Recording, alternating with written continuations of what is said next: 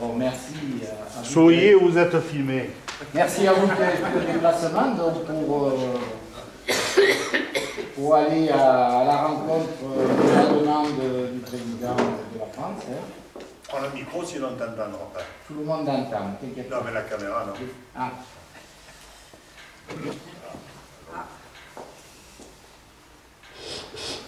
Donc, je reformule, bon, bienvenue à vous tous. Dans ce cadre d'une rencontre pour que vous échangez sur les 4 thèmes retenus en thèmes principaux. Donc, les thèmes principaux, je vous les rappelle, il y a l'organisation de l'État et des services publics, la fiscalité et les dépenses publiques, la transition écologique, et le 4e, c'est la démocratie citoyenne. Voilà. Donc, à partir de là, on va attendre que les 3 personnes s'assoient. Monsieur Petitjean, vous avez une place là si vous voulez. Venez devant, Monsieur Petitjean. Donc, c'est une expression libre sur les 4 thèmes. Comme je l'ai annoncé au vœu, ça va être filmé pour être totalement transparent dans les informations que vous allez donner à vos collègues, hein, ici présents. Je ne veux pas retranscrire des propos de peur de les déformer, hein, qu'on soit bien d'accord. Donc je vous propose d'être le gardien du temps. Donc là, actuellement, nous sommes 3, 5, 8, 11, 12, 13, 15, 18, 19, 23, une trentaine. Donc une trentaine pour 90 minutes. Je souhaiterais donc que vos interventions ne dépassent pas 3 minutes pour que chacun ait le temps de s'exprimer. Tout le monde est d'accord? Oui? Non? Monsieur le maire, je crois que tout le monde n'est pas d'accord. Mais allez-y, allez-y. Je crois que tout le monde n'est pas d'accord avec cette méthode. Oui. Oui? Ah, pardon. Allez-y. Je ne suis pas sûr que tout le monde soit d'accord avec ça.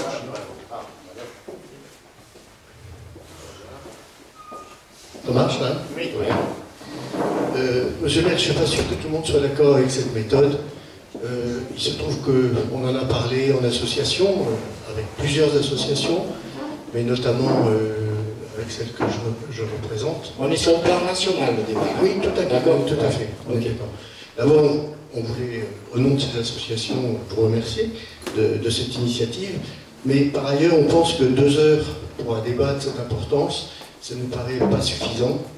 Et on pense aussi qu'avant d'envoyer le résultat de nos cogitations à la préfecture, il faut peut-être qu'on fasse quelque chose qui soit plus approfondi. Et comme on a jusqu'au 15 mars, enfin jusqu'à début mars, on trouverait que ça serait bien, puisque c'est un débat citoyen, que l'ensemble des citoyens puissent s'exprimer. Nous sommes un petit nombre là, mais peut-être qu'on pourrait être plus nombreux, parce que la communication n'a peut-être pas été suffisante. Ok. Donc, Par rapport à ça, je vais déjà répondre. Donc, je ne suis pas là pour parler du local. Hein. Donc, je vous rappelle le calendrier. Nous avons eu une information officielle le 15 janvier 2019, ouverture des débats. J'ai positionné sur le site de Grand Débat cette rencontre. À ce jour, hier soir, il y avait 3 personnes qui se sont inscrites, sans donner leur nom, hein, c'était possible, et il y avait également un gilet jaune qui habitait dans le Vaucluse qui s'était inscrit. Peut-être qu'il va arriver. Ensuite, la clôture des débats, c'est le 15 mars 2019, et il y a une restitution de la synthèse par le gouvernement en avril 2019. Alors, moi, en tant que maire, je pense avoir fait le nécessaire, puisque depuis le 18 décembre, vous avez les cahiers de propositions en mairie. J'ai confirmé en conseil municipal la procédure qui allait se mettre en place quand j'aurai les éléments du gouvernement. Je les ai reçus en même temps que le 14 janvier, à travers la lettre du président.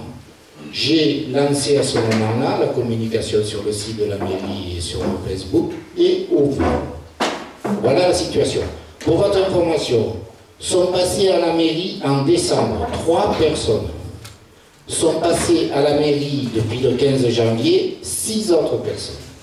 Donc nous avons, c'est un constat, hein, je n'apporte pas de commentaires, 9 concitoyens se sont déplacés en mairie. Bon, aujourd'hui on est un peu plus nombreux, donc ça veut dire que vous allez prendre part au débat. Je vous dis, je n'interviendrai pas dans les interventions que vous faites, chacun est libre, hein, on est en France. On va restituer par la caméra, comme ça on ne transformera pas vos propos. Ensuite, si vous voulez organiser en tant qu'association d'autres rencontres, je ne vais pas m'y opposer parce que je ne peux pas m'y opposer, d'accord? Moi je fais mon job en tant que maire. J'ai eu une information de la préfecture et j'ai rencontré le sous-préfet hier qui m'a dit, monsieur le maire, faites-moi une restitution de cette rencontre, donc je n'attendrai pas le 15 mars pour restituer vos propos d'aujourd'hui à monsieur le sous-préfet. Voilà. Moi, je suis maire aujourd'hui. Hein, et on est dans un débat national. D'accord? Alors, ça a permis, si vous voulez, cette entrée. Il y a un peu plus de monde, on est combien? 5, 7, 9, 10, 13, 15, 18, 20, 23, 24. Je te passe la parole, Jean-François. 25, 30, on est passé à 40. D'accord. Jean-François, vas-y. Oui, moi, merci d'avoir organisé ce débat. La vidéo, je trouve ça très bien, mais sur le principe, normalement, quand il y a un débat, il y a forcément un secrétaire, il y a quelqu'un qui prend des notes et qui fait une restitution. C'est comme ça que c'est défini dans le site Le Grand Débat National. Donc, faire un débat, envoyer une vidéo, je pense que ça ne sert pas à grand-chose. C'est le reflet de la vérité. Non, mais il n'y a personne qui va refaire remonter ça. Il n'y a pas quelqu'un à la préfecture qui va regarder la vidéo et qui va retranscrire ce qui a été dit pour le faire remonter. Je pense qu'il faudrait qu'il y ait quelqu'un qui prenne des notes et qui fasse un compte rendu minimum de ce que... Les notes, pour aller dans ton sens, il peut y avoir quelqu'un à qui je confie de réécrire ce que vous avez dit à la vidéo pour ne pas oublier un mot qui pourrait porter à confusion. Bon, je pense qu'il faut sortir de ce cadre-là. On aura la vérité de vos propos qui va apparaître là. Après, j'ai possibilité, le sous-préfet me l'a confirmé, d'envoyer une clé USB et ce sera traité par les personnes qui sont chargées de collecter les informations. Je vous dis, je ne veux pas retranscrire personnellement les informations que vous donnez. Chacun est libre de dire et de penser. Jean-Paul, après on démarre, hein, parce que sinon on n'aura pas le temps. Ok, merci. Je rejoins Jean-François, c'est-à-dire qu'un débat, ça suppose d'une part des échanges, ce n'est pas seulement un enregistrement d'un propos, donc ça suppose aussi un règlement pour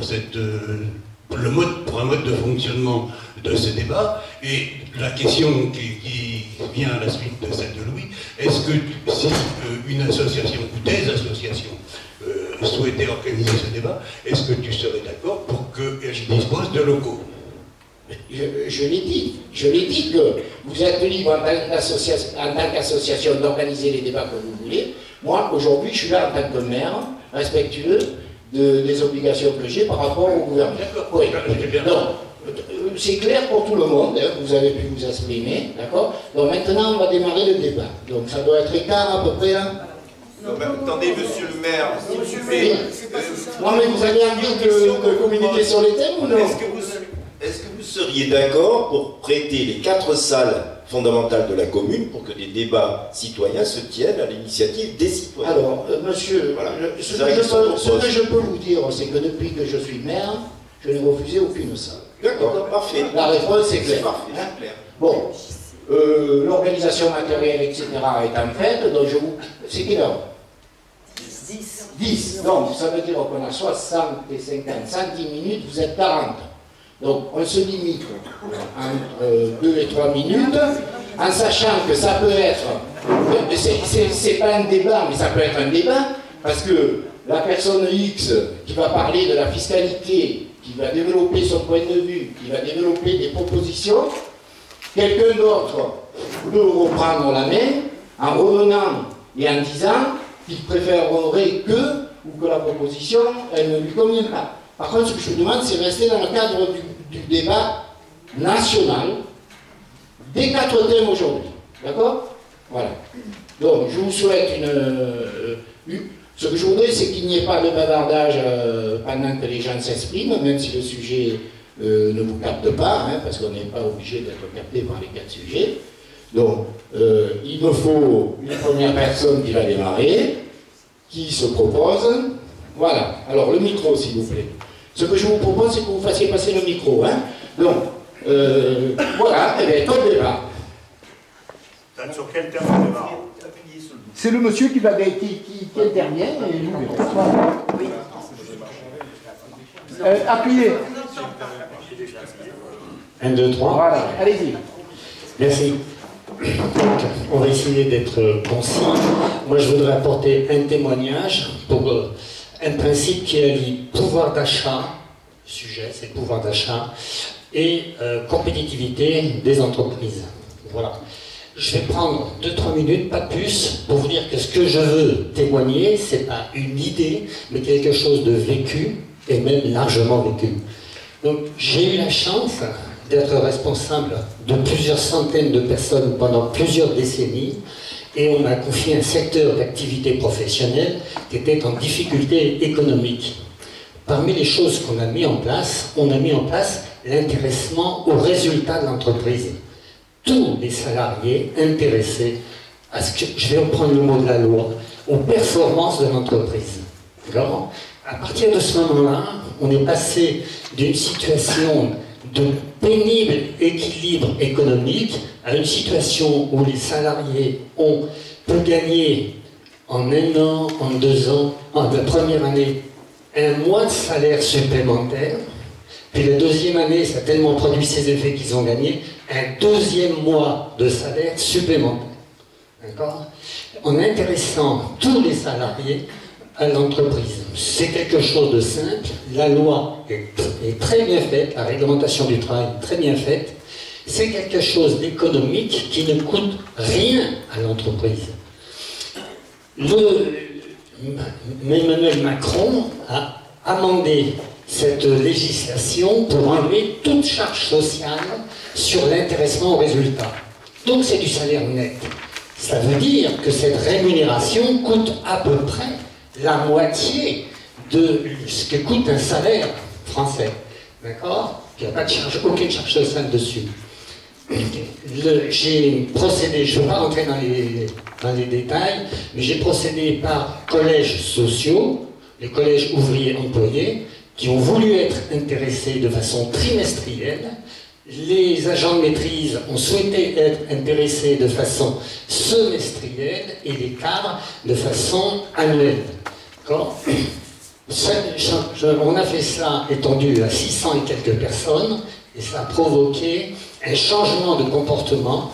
Tous les salariés de l'entreprise sont devenus dynamiques et au comportement responsable. Du même coup, l'essor de l'entreprise s'en est vu. C'est l'une des choses où l'essor de l'entreprise s'en est venu améliorer. Et après, nous avons eu la chance de procéder à ce système d'intéressement de tous les salariés à plus de 2000 personnes. Je termine en disant, de ce fait, compte tenu de, comment on va dire ça, la législation parfaitement appliquée avec les syndicats représentatifs, etc., j'ai eu l'occasion de bien étudier la législation du travail et les centaines de cas de jurisprudence qui vont derrière. Voilà, si jamais je peux aider à faire quelque chose, il y a mon nom, mon numéro de téléphone dans les revendications. J'ai terminé. Je vous remercie pour votre intervention. La parole est donnée à Jean-Pierre. Ça marche toujours? Oui. Puisqu'on a démarré sur le pouvoir d'achat, moi je vais être plus bref que le monsieur. J'ai pas de solution à proposer, parce que c'est pas mon boulot de proposer des solutions. Moi, en tant que citoyen, j'estime devoir soulever des problèmes, et après il y a des experts, des énarques ou un tas de gens qui, eux, doivent se démerder pour trouver des solutions. Alors, à propos de ce pouvoir d'achat, moi, premier point, je trouve qu'il faudrait réduire la TVA sur les produits de consommation courante, voire mettre une TVA nulle. Deuxième piste de réflexion, augmenter la TVA sur les grosses bagnoles. Puisque la TVA à l'heure actuelle sur une bagnole de 5 chevaux, c'est la même chose que sur une bagnole de 50 chevaux. Augmenter la TVA sur les grosses bagnoles, ça serait bien. Ensuite, pouvoir d'achat, réduire les taxes sur le fioul domestique du chauffage. À l'heure actuelle, on paye un prix fou par rapport à l'année dernière. Si vous avez pris en gros 1000 litres de gasoil, vous en avez pour 300 € de plus. Donc ça serait bien de bricoler ça. Ensuite, qu'est-ce qu'il y a d'autre sur le pouvoir d'achat? C'est tout. Merci Jean-Pierre. Donc on passe la parole à madame. Là. Alors je ne sais pas si vous voulez vous présenter, vous faites comme vous voulez, hein, je ne pose rien. Oui, vous m'entendez? Très bien. Alors moi je veux bien me présenter, je suis Madame Delannoy, je n'habite pas Rognes, mais comme c'est la seule réunion que j'ai trouvée dans un large périmètre, je me suis permis de venir. Et je voudrais rebondir sur ce que vient de dire monsieur. Par rapport au pouvoir d'achat et à la fiscalité, moi je constate que la consommation d'électricité sur les factures EDF est taxée à 20%.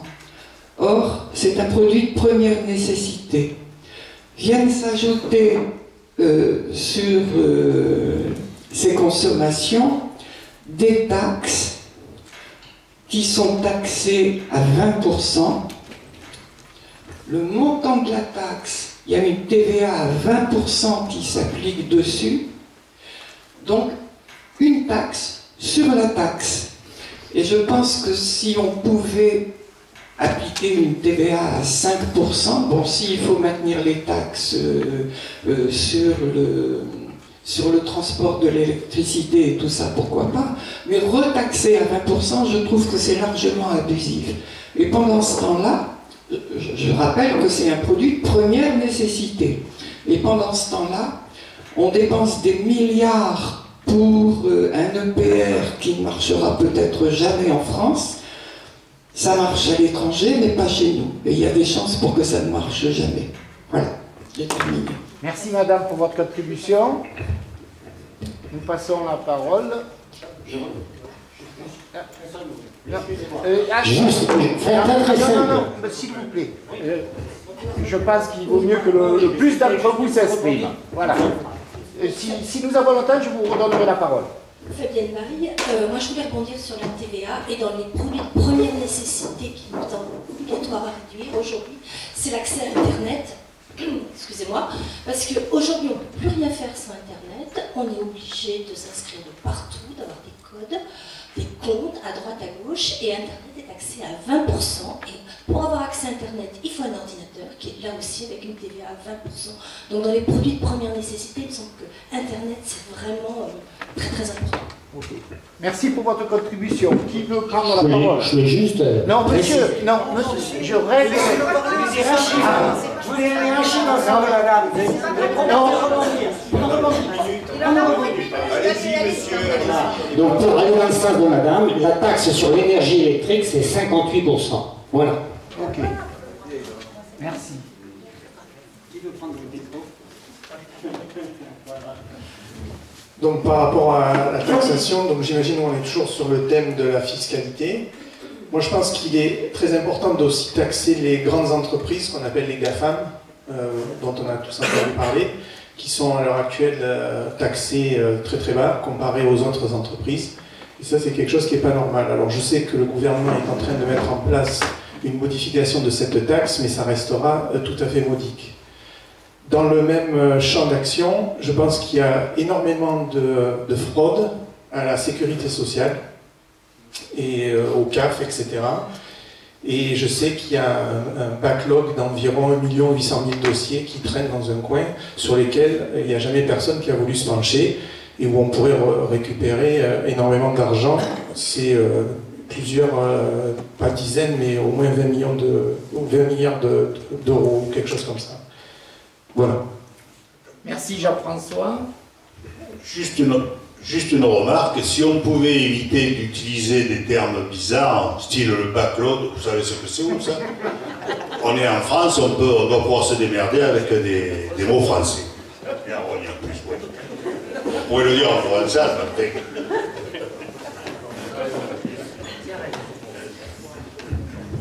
Oui, bonjour, Jacques Bedlam de Rogne. Donc je voulais aussi rebondir sur cet aspect taxation des taxes, parce que ce n'est pas un cas isolé, l'énergie. Il y a nombreux autres cas qui sont aussi qui génèrent des taxes sur des taxes. Et à ce titre-là, je trouve ça particulièrement ennuyeux d'avoir des TVA. Quelle est la valeur ajoutée d'une taxe? Il faudrait qu'on en cause. Merci. Merci pour votre intervention. Madame Le Nouvel. Donc Evelyne Le Nouvel. Alors d'une part, je serai pour un rétablissement de tranches d'impôts supplémentaires sur le revenu. Et d'autre part, concernant la démocratie participative, je serai vraiment pour une participation des citoyens tirés au sort dans les organes délibérants, à divers niveaux, y compris locaux. Donc je suis pour davantage de démocratie directe. Merci. Qui veut intervenir? Jean-Pierre. Je peux. Eh oui, puisque à personne n'a... Puisqu'on a débordé sur la fiscalité, donc Jean-François a parlé des contrôles sur les fraudes sociales. Je pense que sur l'évasion fiscale, c'est la même chose. Il faut renforcer énormément les contrôles. Je ne sais pas si vous avez suivi l'affaire du président de Renault. Le mec, il en a plaqué pas mal. Je ne sais pas si c'est au Luxembourg ou aux Pays-Bas, enfin des trucs comme ça. Et pour compléter aussi ce genre de problème sur la fiscalité, moi je stopperai le CICE sur 2019.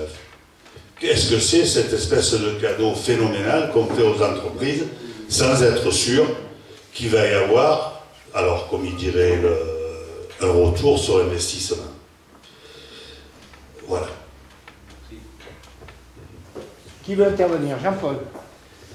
Eh bien, je crois que le budget de la France, c'est de l'ordre de 480 milliards d'euros. Et la fraude fiscale représente, selon les estimations, entre 60 et 170 milliards d'euros. C'est quand même pas rien. C'est-à-dire que ça fait à peu près minimum 12% du budget. Alors, je pense qu'il serait urgent de renforcer la lutte contre la fraude fiscale, qui n'est pas l'évasion fiscale ou qui n'est pas l'optimisation fiscale. Je parle bien de la fraude. Par rapport à, disons, 60 milliards de fraude, les 5 milliards d'ISF, ça paraît dérisoire. Alors, je pense que là-dessus, il faudrait renforcer.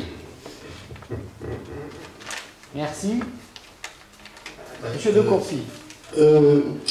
À propos de l'ISF, puisque c'est un sujet très, très polémique aujourd'hui, hier j'ai entendu des propositions faites sur Direct 8, je crois, par des personnes compétentes, qui disaient qu'il fallait qu'il était possible de rétablir l'ISF, mais à un degré très supérieur quand on gagne vraiment beaucoup. Parlez à vos collègues, ouais, ne parlez pas au maire. Non, beaucoup d'argent.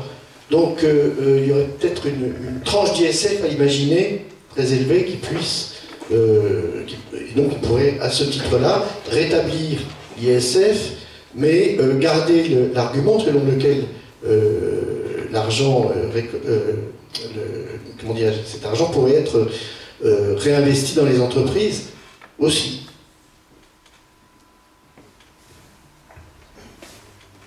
Merci. Madame. Bonjour. Bonjour. Je pense qu'il faudrait déjà supprimer la première tranche d'impôt. Parce qu'avec 14 861 €, on est imposable. Je trouve que c'est inadmissible. Et puis relever le revenu de référence fiscale aussi. Merci. Jean-François, après on passe la parole à Claire. Alors moi je voudrais revenir aussi sur quelque chose, sur des modifications fondamentales qui sont en train d'avoir lieu à l'heure actuelle, avec tout ce qui est intelligence artificielle et robotisation. Je pense qu'il y a beaucoup d'emplois qui sont menacés, et je pense qu'une bonne idée, ça serait de créer une taxe sur tous ces logiciels ou ces robots, en fait, pour éviter d'avoir ou du moins d'imaginer pour certains donc, cette notion de salaire universel, etc. Mais je pense que c'est quelque chose de très important à voir pour le futur. Claire.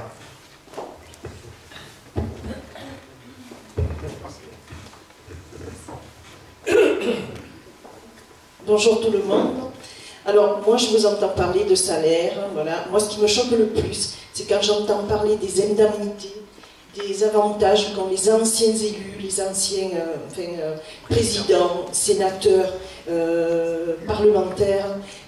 C'est des sommes folles. Et quand des grands PDG s'en vont, ils ont des bouquets, mais alors on n'arrive même pas à donner le montant tellement c'est énorme. Et ça, dans une période que l'on vit maintenant, je trouve ça vraiment indécent. Merci Claire. Merci Claire. Oui, juste sur ce sujet, les avantages des anciens parlementaires ont été réduits d'environ 90%. Ça a sérieusement baissé.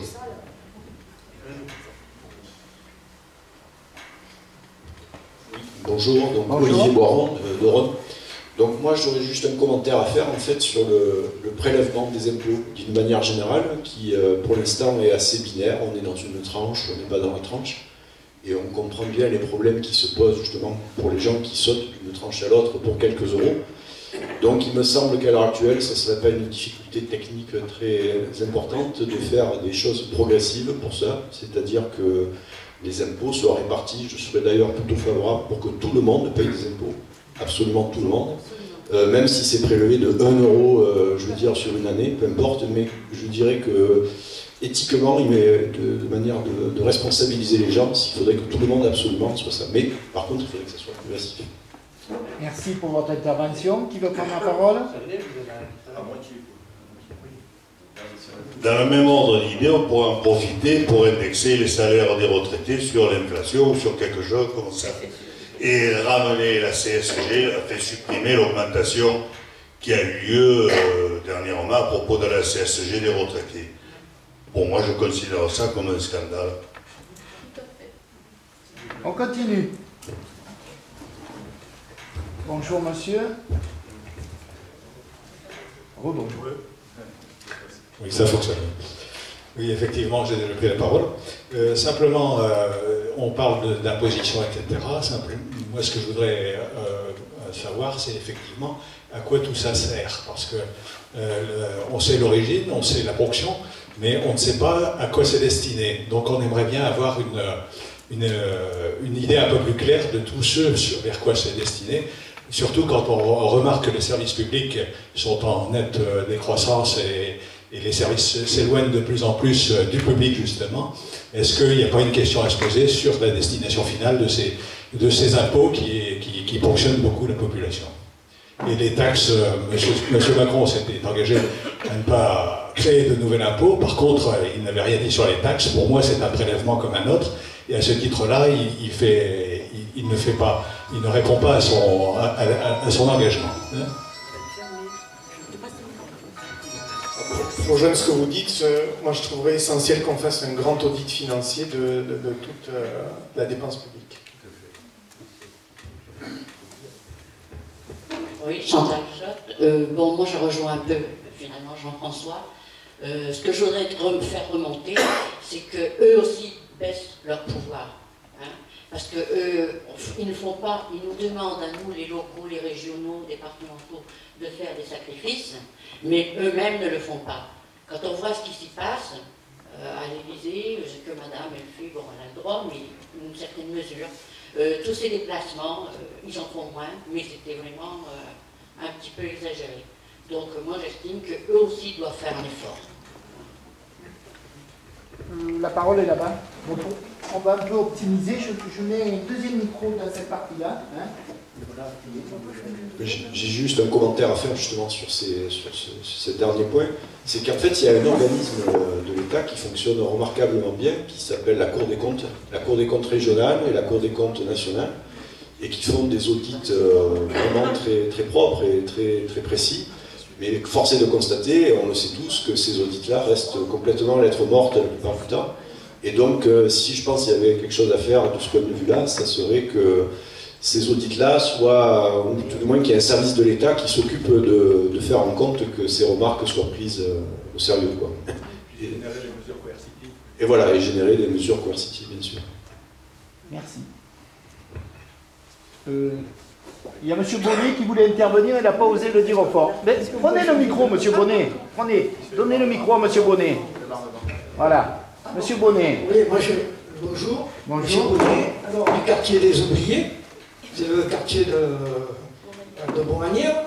On n'a pas d'internet, le téléphone ne marche pas, il n'y a rien qui marche. Les bus. Vous êtes dans le Cantal alors? Ah ouais, exactement. Les bus, ils passent et ils ne s'arrêtent pas. Alors je rejoins monsieur qui disait le quartier, qui disait les services publics. Il me semble que les transports en commun, ça fait partie des services publics. Quand le matin à 6 h, vous êtes obligé d'accompagner une adolescente qui va prendre son car, et si vous ne pouvez pas prendre la voiture parce que vous êtes malade, elle a fait 5 km à pied sur une route dangereuse, sinueuse, où il n'y a pas de lumière, il n'y a rien, alors que le car il s'arrête au croisement. Entre le bassin de Saint-Christophe et l'esplanade de Saint-Denis, il y a 10 km. Bon.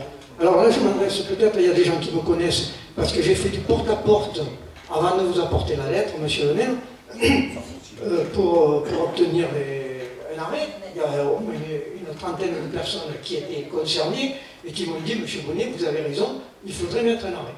Bon, on attend toujours. J'ai écrit à madame Vassal, qui est à Marseille, parce qu'elle avait marqué dans le journal ES13 circuler librement. Je lui ai dit, madame, comment voulez-vous que nous circulions librement si on n'a pas d'arrêt de bus? On nous dit, ne prenez pas la voiture, ça pollue, je suis d'accord. On nous limite à 80 km/h pour sauver des vies, je suis d'accord. Mais on laisse écraser les gens sur la route comme des voilà. Alors, c'est quoi? Là, je comprends plus. Je ne comprends plus. Là, vous posez un problème général dans certains départements de la France qui ont ces problématiques. Passez la parole à quelqu'un d'autre. Voilà. Qui veut intervenir? Claire, hein? Voilà. Passez le micro de l'autre côté, là. On s'organise un peu. Voilà. Un de chaque côté, les micros. Valérie est responsable du micro et qui, là, Michel Gatsot est responsable du micro. Voilà. Alors, je vais revenir sur un point. Bon, il n'y a pas très longtemps que je suis à la retraite, et par contre, pour les mutuelles, j'ai trouvé ça. J'avais la part patronale, donc qui était payée pour la mutuelle, par l'employeur. Maintenant, en étant à la retraite, donc j'ai la charge à 100% de la mutuelle, et les mutuelles, elles font un bond phénoménal, alors que normalement, voilà, normalement, on devait garder des taux, je crois, pendant 2 ans, je crois, identiques, voilà, tout ça, c'est pas appliqué, et les mutuelles, chaque année, ça prend un bond, et je trouve ça vraiment anormal. Merci Claire. Monsieur de Courcy peut reprendre la parole. Levez la main distinctement, comme ça j'essaie de respecter à peu près votre demande d'intervention. Okay. C'est sur le chapitre de la démocratie. On parle beaucoup de référendum, de questions de référendum. Moi je pense que ça serait pas mal d'organiser des référendums sur des questions de mœurs, sur des questions qui ne sont pas économiques. Voilà, sur des questions de société. Il peut y avoir plusieurs sujets. Hein.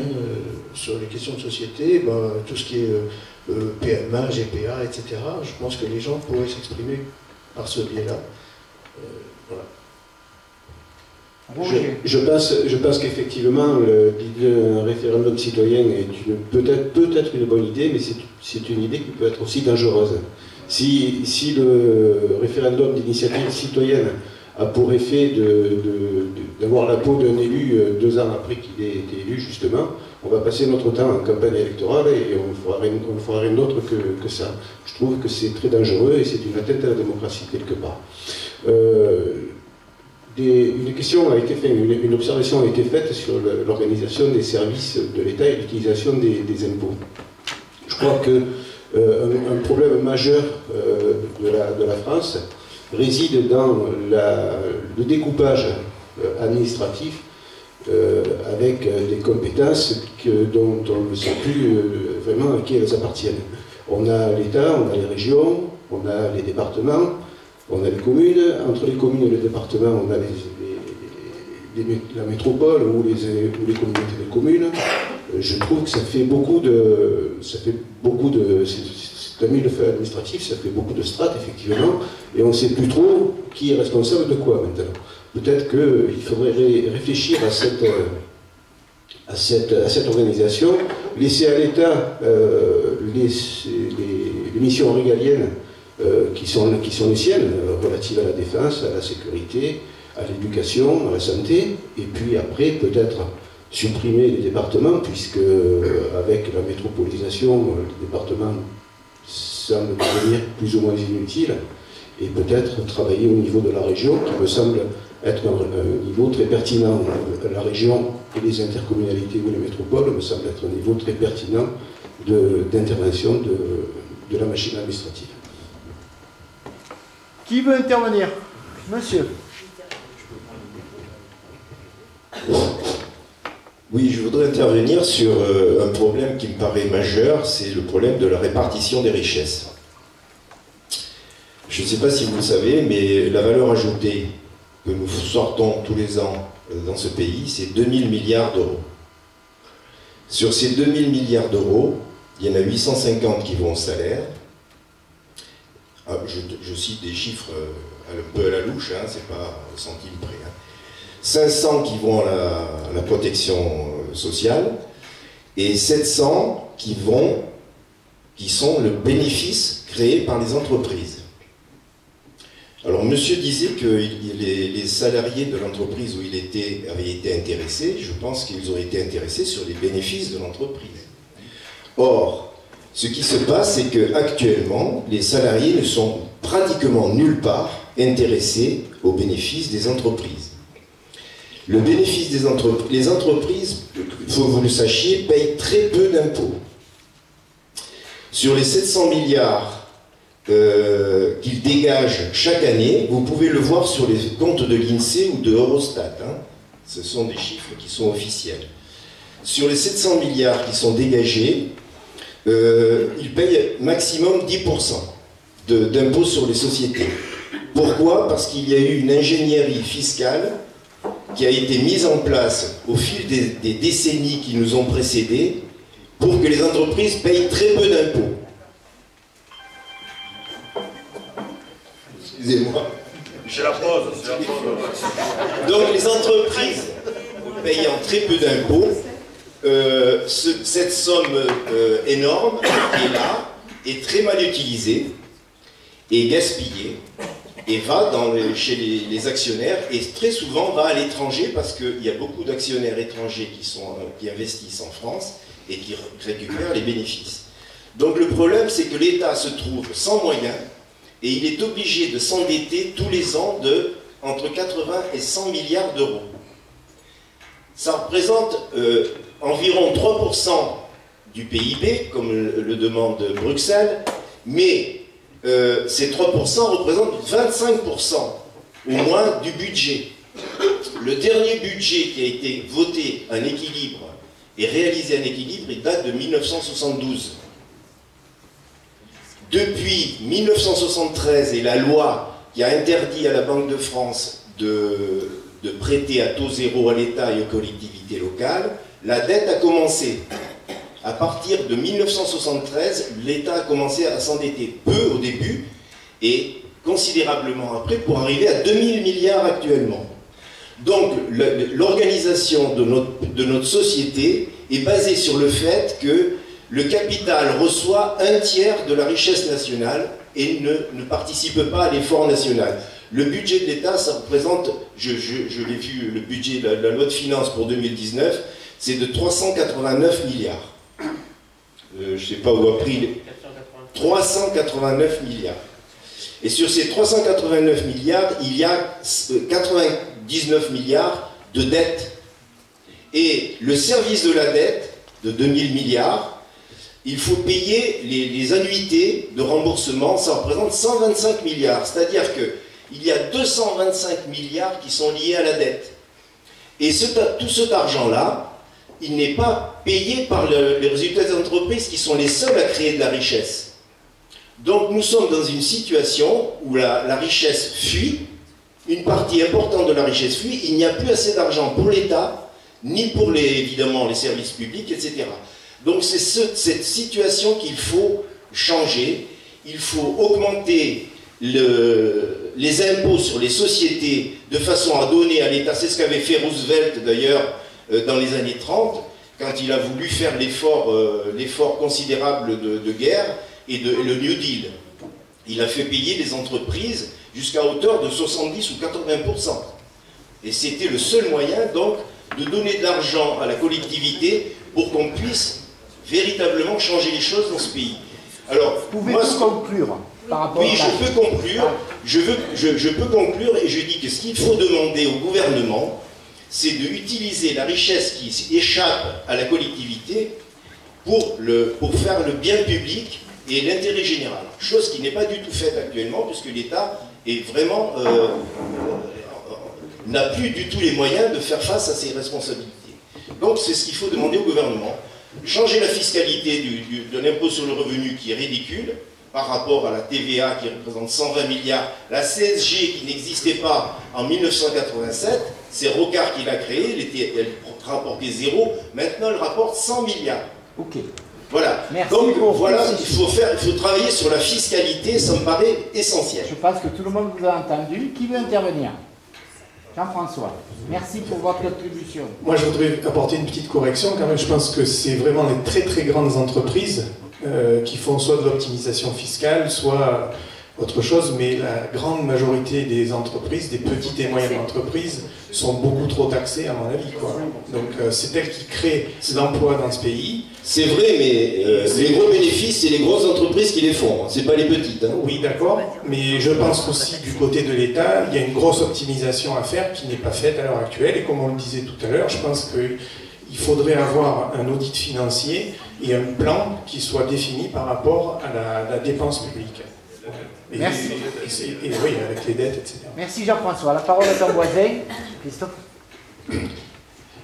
Oui, je voudrais rebondir sur ce qui vient d'être dit et citer quelques exemples.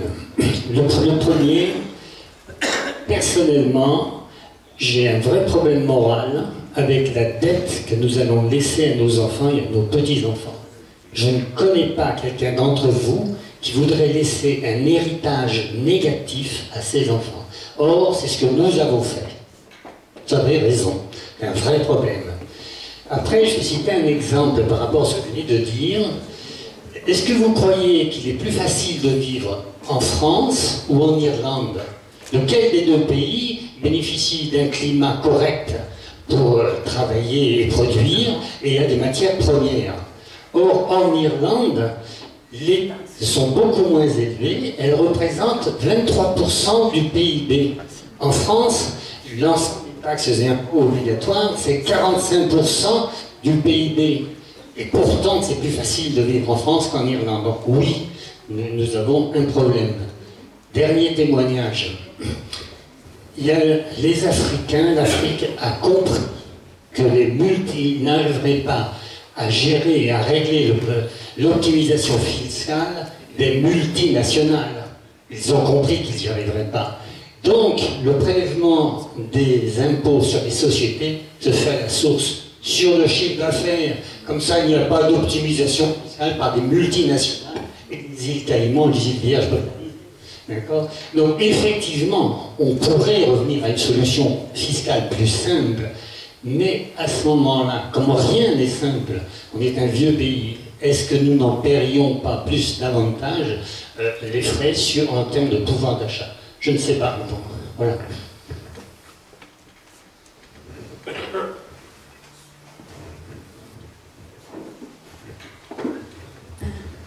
Ça commence à se concentrer les micros ici.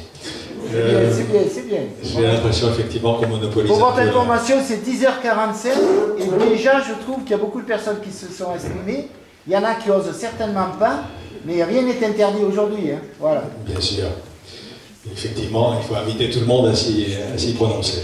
En ce qui me concerne, j'aimerais bien aussi revenir sur l'aspect sociétal et notamment nos institutions. actuellement, je trouve qu'il y a une désaffection pour le fonctionnement de la République, notamment à travers les votes, etc., l'expression des personnes. Hein, ce qui rend très peu légitime d'ailleurs notre président actuel, puisqu'il n'a pas réussi à convaincre la majorité des personnes, hein, si on prend évidemment l'ensemble des électeurs. Bon, maintenant la légitimité, elle s'exprime différemment en France, mais je constate malgré tout qu'on n'est pas encore prêt à tenir compte de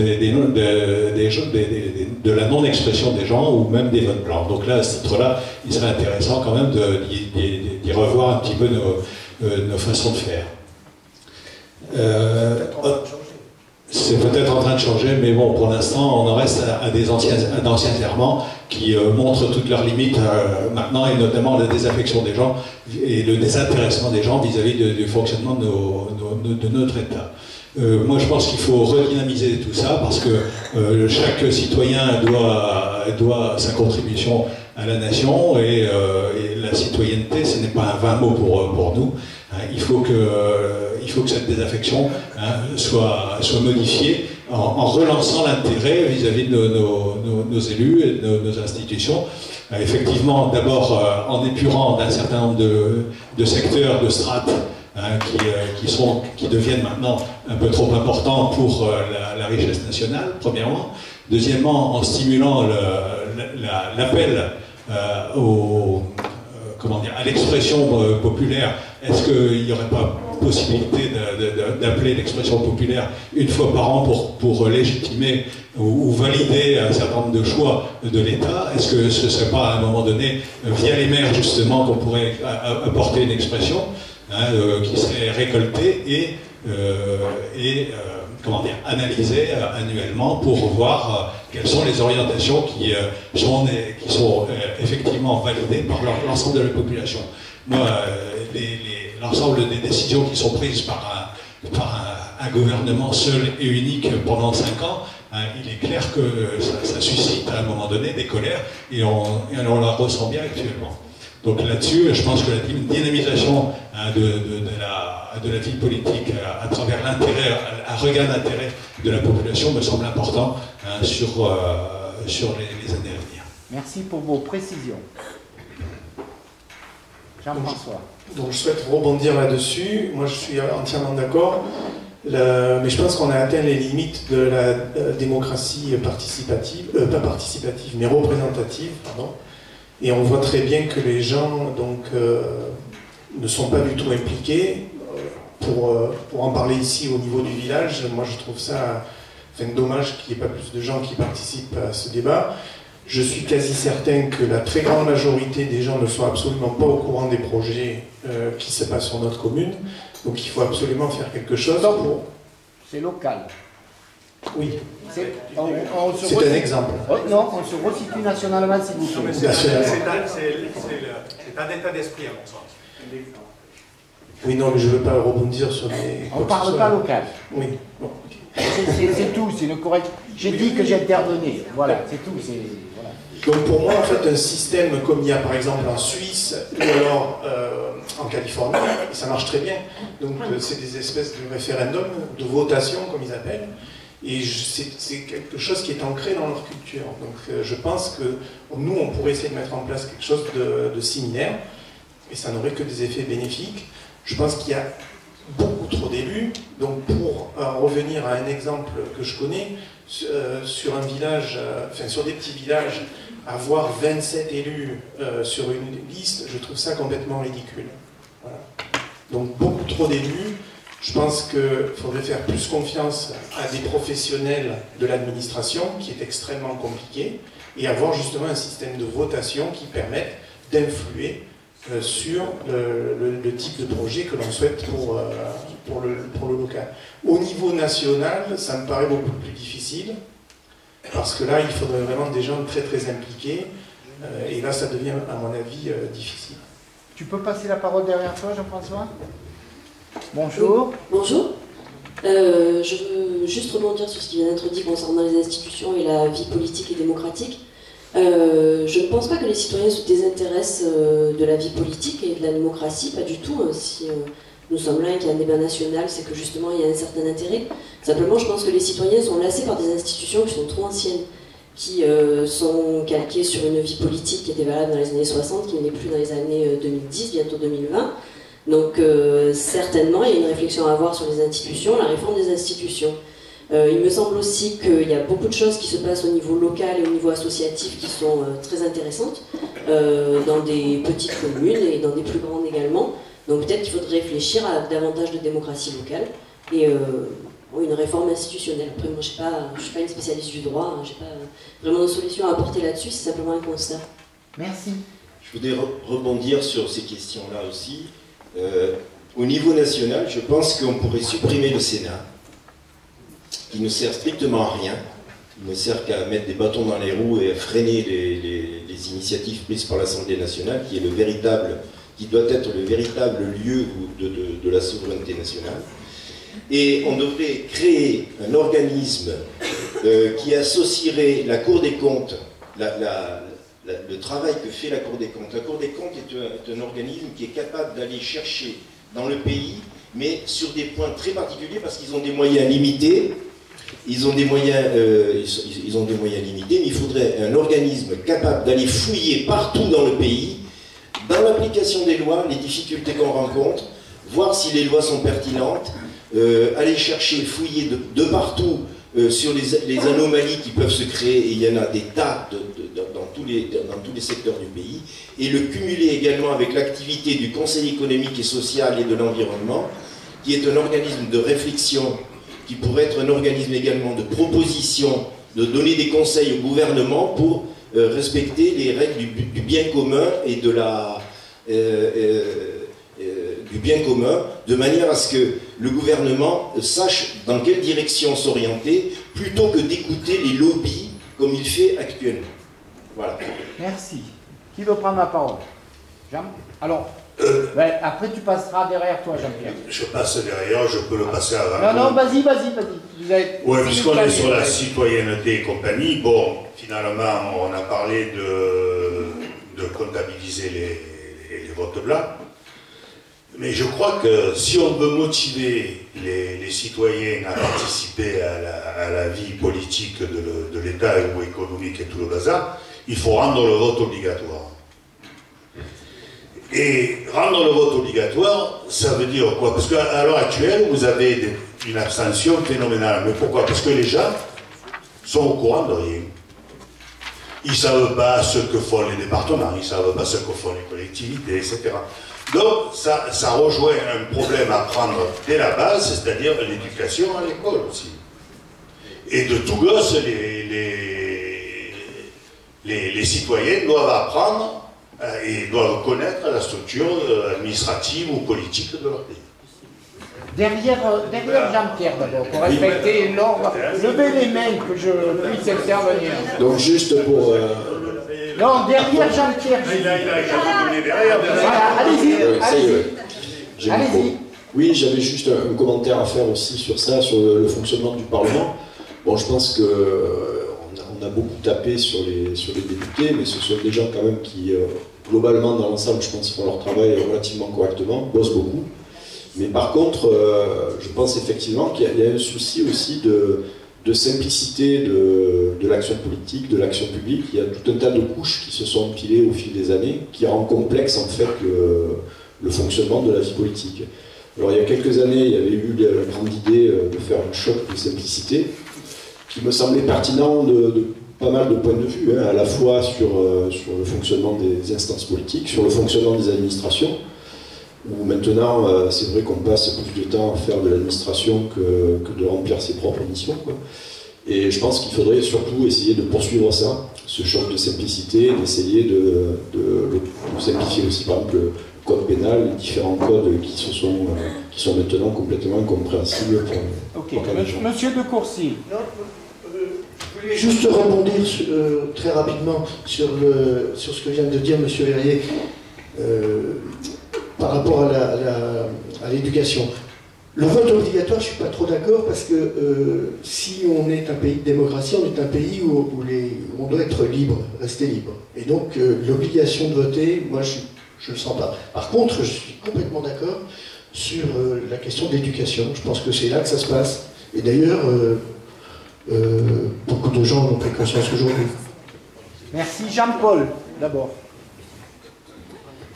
Merci. Oui, je pense que Jean-Pierre a dit le mot qu'il fallait, c'est-à-dire beaucoup de gens ne savent pas. On a parlé tout à l'heure du budget, savoir le budget, où allait l'argent, où il était pris. Énormément de gens ne savent pas. À 18 ans, on vous donne un droit de vote, vous avez un droit. Maintenant, avez-vous les compétences? Est-ce qu'on vous donne les outils pour voter? Non. Non, on ne vous les donne pas. Donc c'est vrai que les jeunes ne savent pas, les européennes, les départementales, les sénatoriales, les législatives, c'est quoi, qui fait quoi dans ce pays. Beaucoup de citoyens sont à l'écart, et étant à l'écart de la connaissance, leur vote ne peut pas être particulièrement pertinent, je pense. Alors, Jean-François Berbier, et après, rappelez-moi votre nom. Voilà, hein? Merci.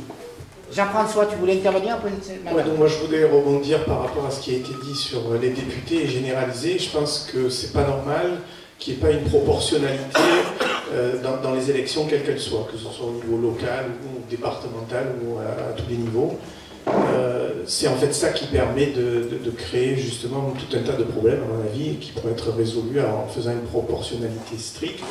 Et par rapport donc au droit de vote, le rendre obligatoire, oui. Mais ça voudrait dire qu'il faudrait tenir compte effectivement donc des blancs ou des nuls, mais en cas de majorité de ces camps-là, ben, il faudrait tout simplement que les gens soient éliminés, qu'on puisse repartir avec d'autres têtes de liste. Madame. Non, madame. Je dis juste... Non, non, madame, respecte l'ordre. Alors respecte l'ordre, Jean-Pierre, s'il te plaît. C'est plus facile pour tout le monde. Et pour l'écoute. Pardon, je t'avais pas vu. Donc après, on passe la parole. Merci. Je reviens à ce qui a été dit tout à l'heure sur l'éducation et le droit de vote. Moi, ça me semble primordial.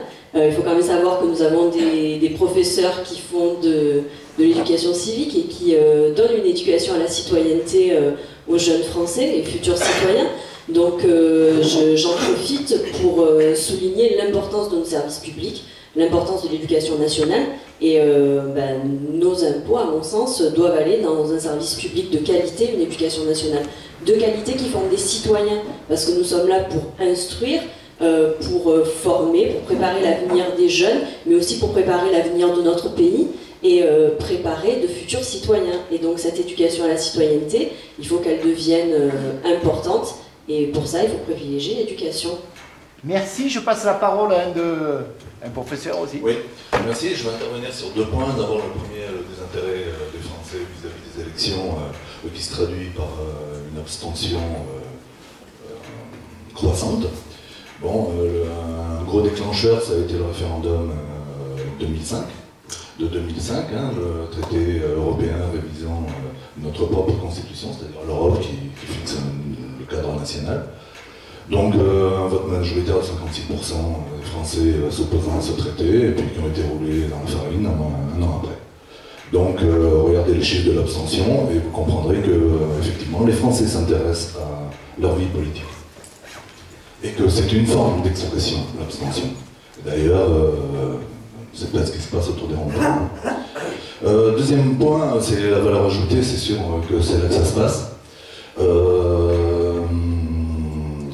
Essentiellement la justice fiscale. Et la justice, ce qui fait sens dans une société, c'est le sentiment de justice.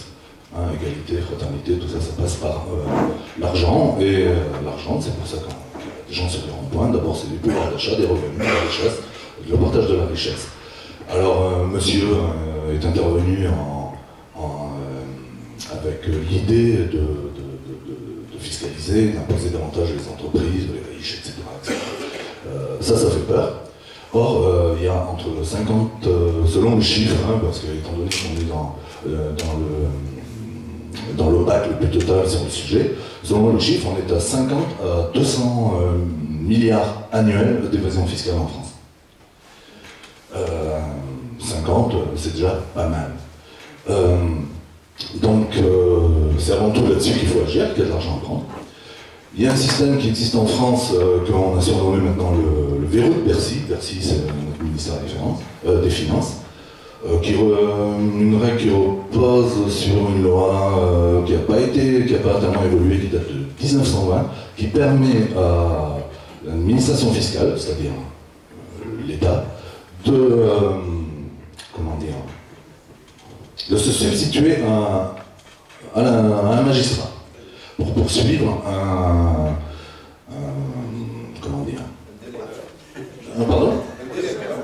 fraudeur. Un fraudeur. C'est-à-dire que le juge est décidé. Et c'est à Bercy que ça se négocie. Que se négocie une amende, un redressement, plus ou moins un million. Donc personne ne se sent menacé. Hein. Le pénal, ça ferait mal à un fraudeur fiscal de lire dans la presse ou passer à la télé, comme ça se passe pour Carlos Ghosn, mais au Japon, pas chez nous. Ça ferait bien mal à toute la lignée d'apparaître comme un fraudeur fiscal et quelqu'un qui ne respecte pas les règles de la République, que par ailleurs il défend. Je vais finir d'être bref. Donc le verrou de Bercy, sur Wikipédia, c'est très bien défini. Je vous invite à vous documenter grâce au dernier ouvrage du couple Vincent Charlot, Monique et j'ai oublié l'autre. Ça s'appelle Tentative d'évasion fiscale, tout y est dit. Voilà. Je laisse la parole. Merci pour ton intervention. Alors, qui veut intervenir après madame? Juste dire 2 secondes. Jean-Pierre, lève-toi, respecte. Un petit truc. Et qui me paraît vachement important. On parle des élections législatives, etc., des proportionnelles et tout le bazar. Et si on parlait un peu du tripatouillage, du découpage des circonscriptions, je trouve quand même pas normal qu'il y ait des circonscriptions où avec 10 000 électeurs tu arrives à faire un député, et d'autres circonscriptions où il y en a 200 000.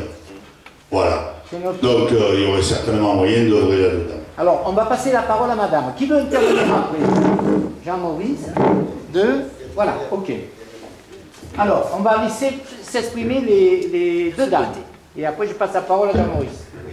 Alors, premièrement, je voudrais revenir sur l'éducation des enfants, sous forme un petit peu d'une question, parce que j'ignore ce qui se fait au niveau national, s'il y a une obligation, mais je sais que dans pas mal de mairies, des enfants sont réunis en un mini-conseil municipal et participent à la vie de leur commune.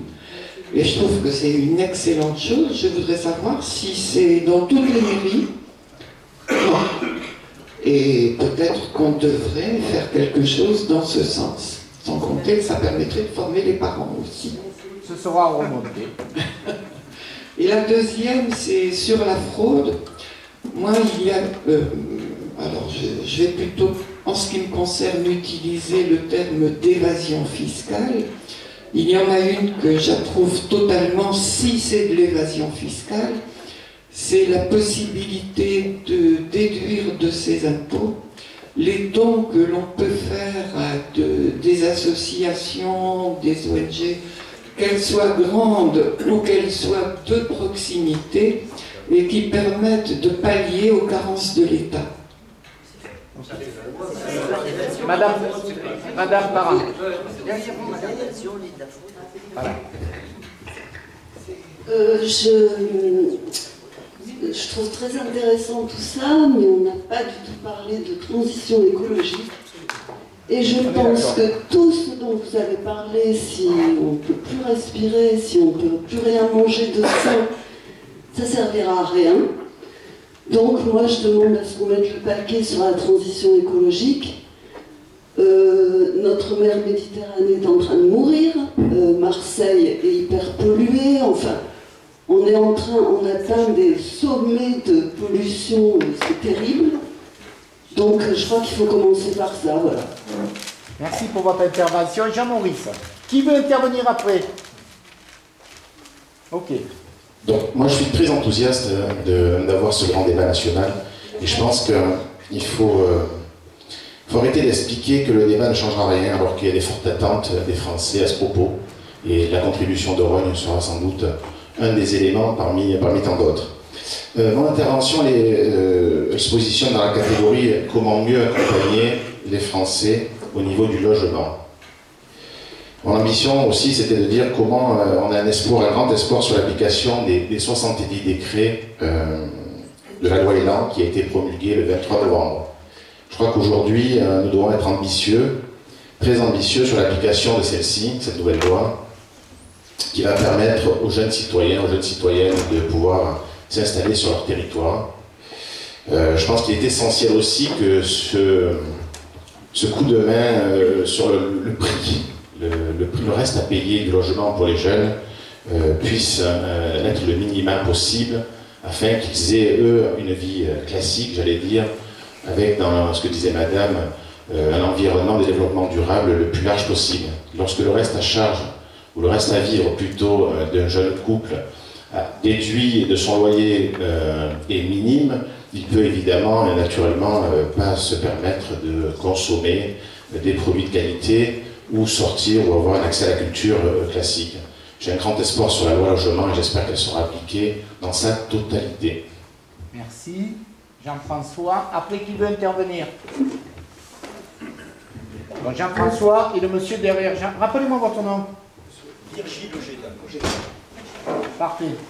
Donc moi je voudrais revenir justement sur les lois SRU et les lois Elan qui vont les modifier quelque peu.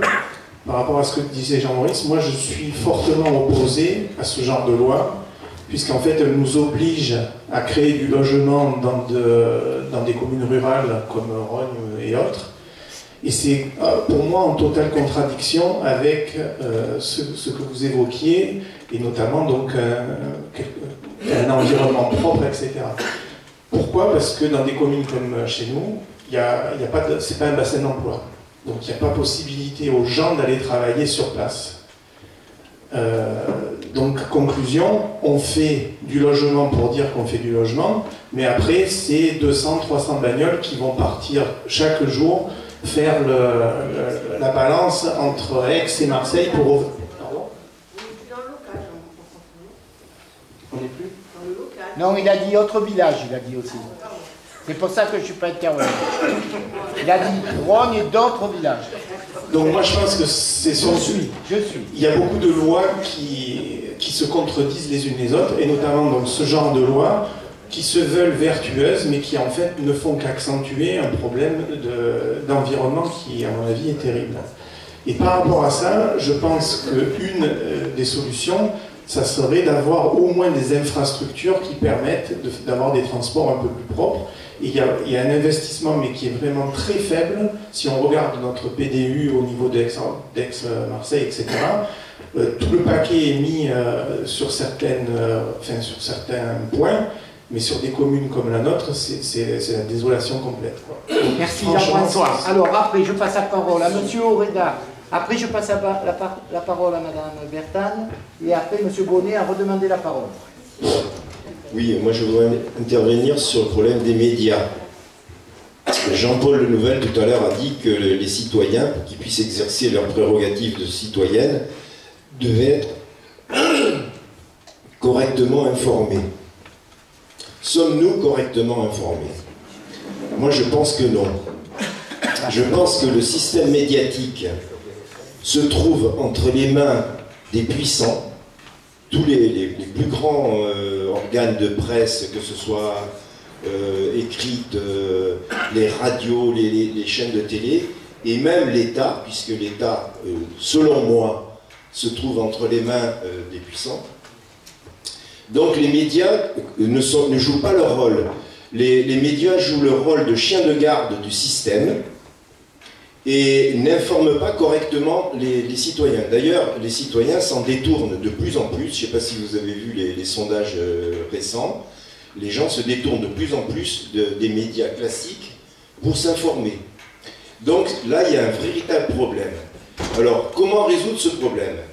Moi, personnellement, dans mon petit coin, j'ai pensé qu'on pouvait imaginer que les organes de presse, quels qu'ils soient, devraient, les comités de rédaction, les gens qui écrivent les articles, qui interviennent, devraient être indépendants de toutes les forces d'argent et de l'État.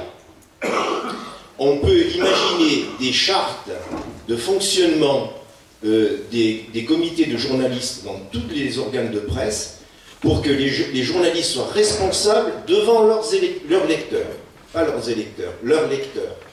Et donc, à ce moment-là, l'État pourrait jouer le rôle, pourrait servir à financer la fabrication des choses, hein, des journaux, des reportages, etc., mais de façon complètement neutre, c'est-à-dire donnant simplement la possibilité à ces comités de rédaction d'être libres de dire et écrire ce qu'ils veulent face aux citoyens. À ce moment-là, nous disposerions d'un système médiatique pluraliste où les citoyens pourraient faire leur marché et choisir leur propre opinion et évoluer. Voilà. Et qu'ils informent concrètement sur les réalités du monde, chose qui n'est pas toujours faite. Merci. Voilà. Madame Bertrand.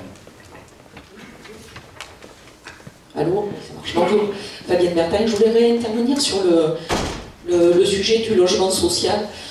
En fait, je ne suis pas tout à fait d'accord avec vous. Je trouve que c'est des lois qui sont intéressantes et je ne vois pas pourquoi, parce qu'on est moins fortunés, on doit habiter dans la zone des 1000 sous la ligne à haute tension, et pourquoi les gens plus fortunés pour habiter à la campagne. À la fin, c'est uniquement une question de transport en commun. C'est-à-dire, si on avait un système de transport en commun correct, propre, non mais ça y est pas, mais ça serait ça l'urgence, c'est pas de supprimer la loi sur le logement social, c'est de mettre en place des transports en commun.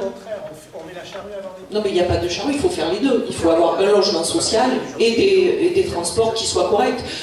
Parce que bon, là, ça paraît quand même un point qui est majeur. Hein, ok, il faut respecter le point de vue de chacun. Donc, Monsieur Bonnet. J'apprends, Christophe, j'ai reçu.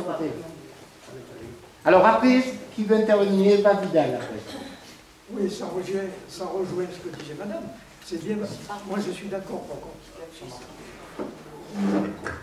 Allô? Oui. Oui, moi, je suis d'accord, au contraire, qu'on crée des logements sociaux, mais qui est un système qui permette aux jeunes de se déplacer. C'est inadmissible qu'il n'y ait pas de transport en commun.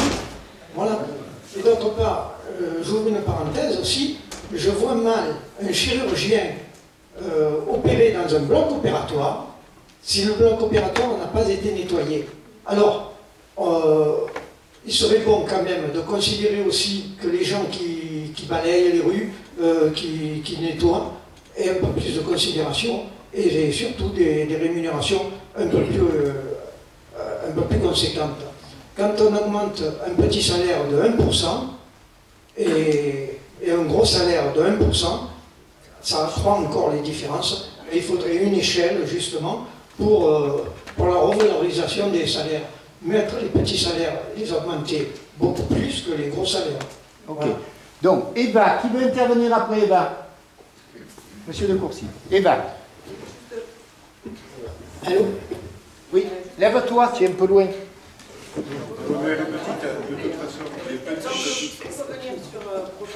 Ça marche pas.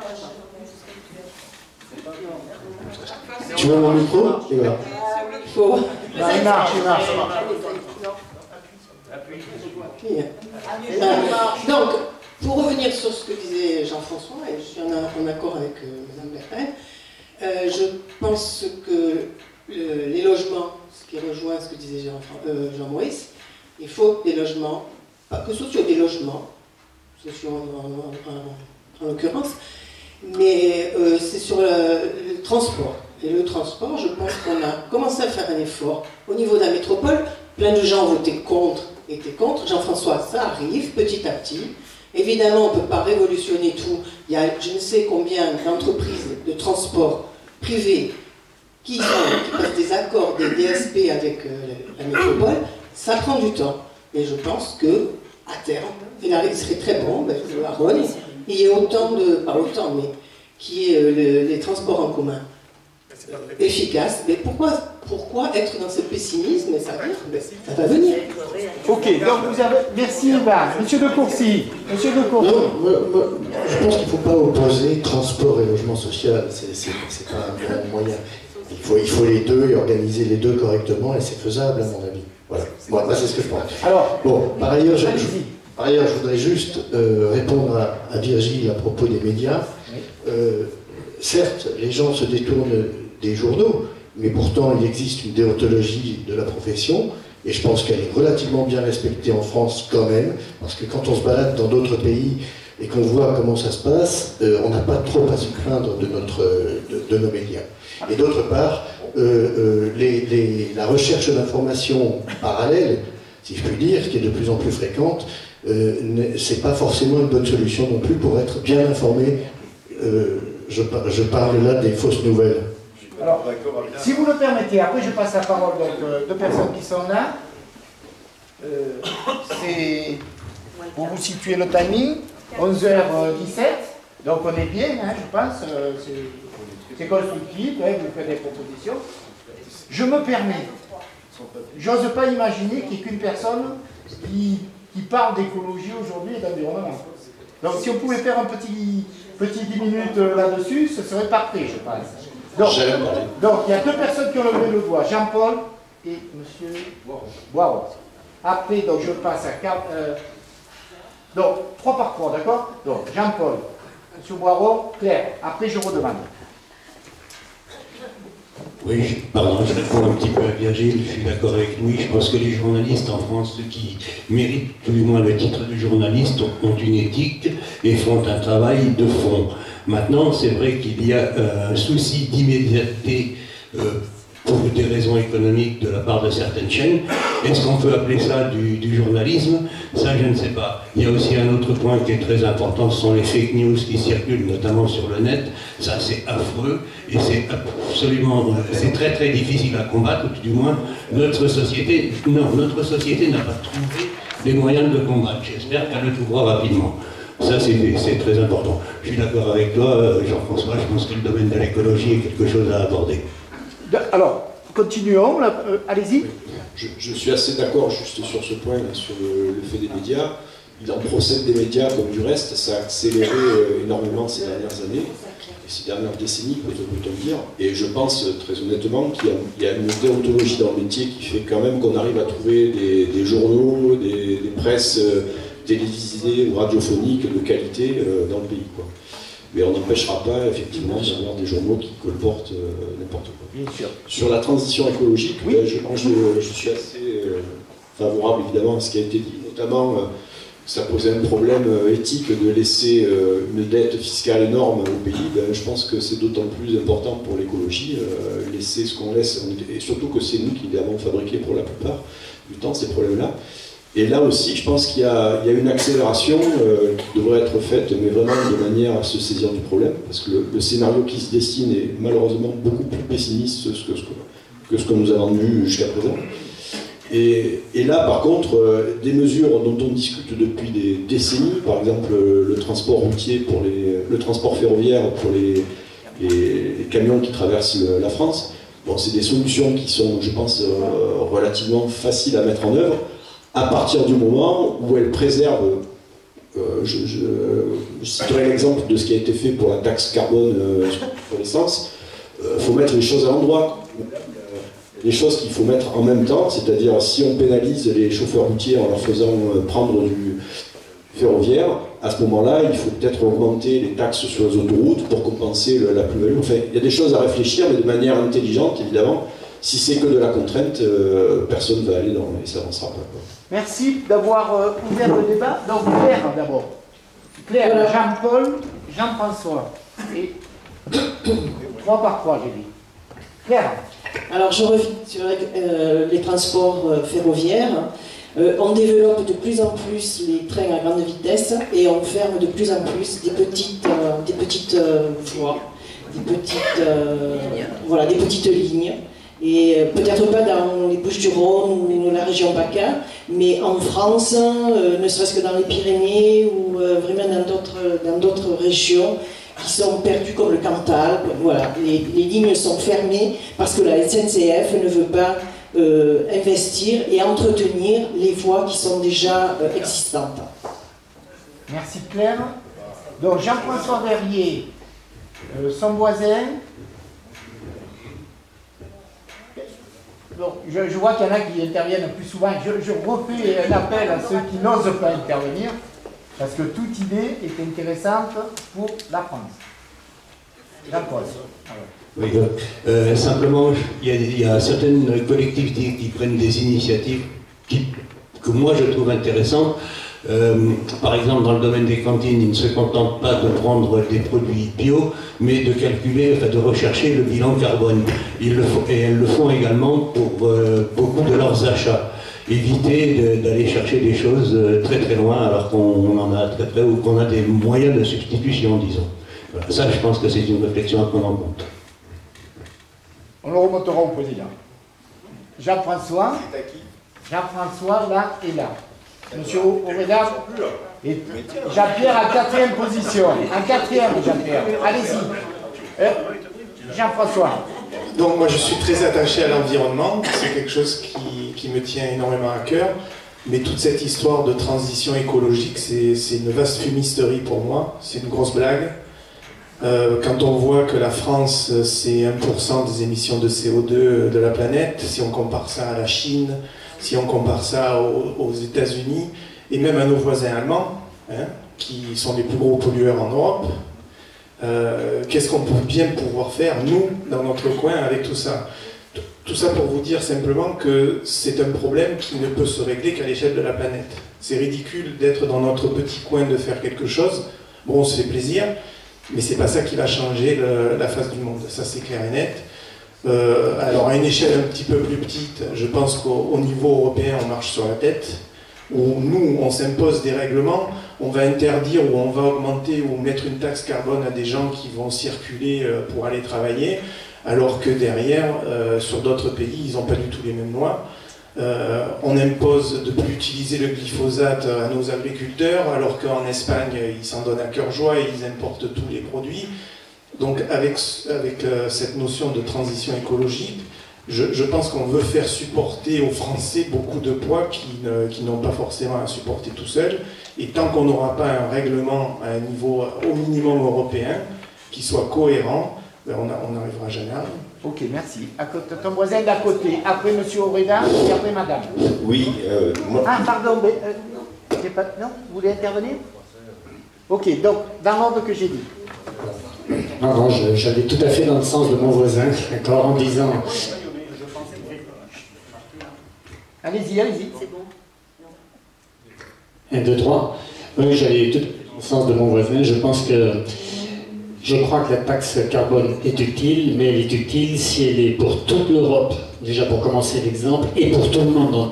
Tout à fait d'accord, il faut influer dans ce sens-là. Oui. Bon courage. Monsieur Aureda. Oui, alors moi je vais aborder une question qui est très grave, selon moi. C'est le problème justement sur l'écologie. Je pense qu'on est à une période de l'humanité extrêmement dangereuse. Alors, je ne veux pas dramatiser outre mesure, je vous exprime ce que je pense, mais maintenant à chacun de voir si ce que je dis est pertinent ou pas.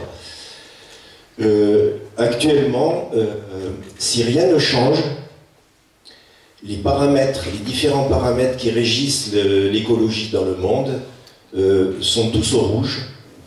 Et si rien ne change, je pense qu'on peut avoir d'ici 30 à 50 ans un effondrement de l'humanité. Je pèse mes mots, effondrement ça veut dire disparition de l'humanité. Alors ça peut vous paraître complètement fou, ce que je viens de dire, en quelques mots, je vais le justifier. Nous avons une démographie mondiale qui continue d'augmenter. Nous sommes incapables de créer les conditions de vie pour que les femmes ne fassent pas plus de 2 enfants par femme. Nous avons une pollution qui continue d'augmenter dans l'air, sur la terre et surtout dans l'eau, puisque tout finit dans les océans. Donc on est en train de polluer notre capacité d'eau, notre réservoir d'eau de la planète. Nous avons les ressources qui sont en train d'être gaspillées et transformées en déchets systématiquement partout dans le monde.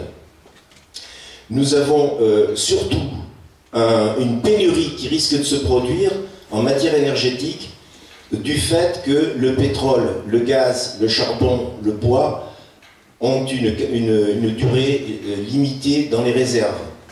Donc, lorsqu'il n'y aura plus de pétrole ou plus suffisamment de pétrole, imaginez ce qui va se passer quand le carburant passera à 10, 20 euros ou 50 euros le litre. Imaginez, On nous parle de réserves extensibles, c'est faux. Et il y a peut-être d'autres réserves, je ne dis pas le contraire, mais il va y avoir un moment où notre capacité, or le pétrole est la base de l'énergie que nous utilisons pour fabriquer nos produits, pour les transporter et pour nous mouvoir nous-mêmes. Les énergies renouvelables et le nucléaire sont marginaux dans la consommation d'énergie du monde. Donc nous sommes dans une situation extrêmement dramatique. Non seulement il va falloir qu'on résolve les problèmes sociaux actuels, ressentis comme tels dans notre société, mais il va falloir que nous fassions face à ce défi que je viens de citer. Donc ça, je voulais le dire parce que c'est assez angoissant et je veux dire qu'il faut que nous en tenions compte. Ça sera peut-être un accélérateur pour que nous bougions un peu cette société qui est en train de marcher sur la tête. Merci pour votre contribution. Donc je passe d'abord la parole là-bas, après à Mme Parent et après à M. De Courcy. Et après là-bas. Donc ne levez pas plus la main que je gère au mieux. Non, là-bas d'abord. Oui. Allez-y, je vous en prie. Et après... Ouais, toi, je ne te vois pas, tu es trop en décalé. Ça marche? Je suis allez-y, madame. Persuadée de la nécessité de la transition écologique. Et ces questions environnementales, maintenant, ne font plus de doute, je pense, pour personne. Mais je pense que c'est quelque chose qui se réfléchit à plusieurs échelles. D'abord, évidemment, à l'échelle mondiale, puisque tous les humains sont concernés par ces problèmes-là. Il y a des réglementations mondiales quand même, et des engagements pour le climat qui ont été pris. Il me semble que, effectivement, des pays comme la France ne sont pas les plus pollueurs, mais qu'il y a des pays, ce qu'on appelle maintenant les pays émergents, qui se sont engagés au niveau mondial à réduire leurs émissions de gaz à effet de serre. Parce que les pays les plus riches ont montré l'exemple aussi. Donc effectivement, nous on n'est pas les principaux pollueurs, mais on est aussi des pays développés et des pays riches qui pouvaient donner l'exemple de cette transition écologique. Je pense que c'est ce qui a été fait, et la Chine s'est engagée dans ce sens-là, et l'Inde aussi, depuis peu, s'est engagée dans ce sens de la transition écologique. Donc ça me paraît primordial. Et primordial de renforcer ces réglementations au niveau mondial. Ensuite, l'autre échelle, évidemment, c'est l'échelle européenne et l'échelle nationale pour nous. Et là, il faut qu'il y ait un engagement très fort de l'État pour cette transition écologique, pour les transports, pour le transport ferroviaire notamment. On parlait des lignes à grande vitesse. C'est nécessaire certainement, puisqu'aujourd'hui on a beaucoup de mobilité sur des transports qui sont, des trajets qui sont très très longs, mais aussi sur du local, puisqu'il faut permettre aux citoyens de pouvoir se déplacer en n'utilisant pas sa voiture, parce qu'effectivement il va falloir qu'on passe à de nouveaux modes de transport et de nouveaux modes de déplacement. Si la transition écologique va se faire, effectivement on ne pourra plus s'appuyer sur le pétrole pour se déplacer. Il va bien falloir changer nos habitudes. Et ça passe aussi, à mon avis, à l'échelle nationale, par une prise en charge de l'État des transports publics, tout simplement, et des transports en commun. Et ensuite, il faut qu'il y ait aussi quelque chose au niveau national sur tout ce qui est alimentation aussi. Alimentation, agriculture, ça c'est primordial. Surtout que c'est lié à nos problèmes de santé publique. Des Français qui mangent mieux, c'est des Français qui sont moins malades et qui creusent moins le trou de la Sécu.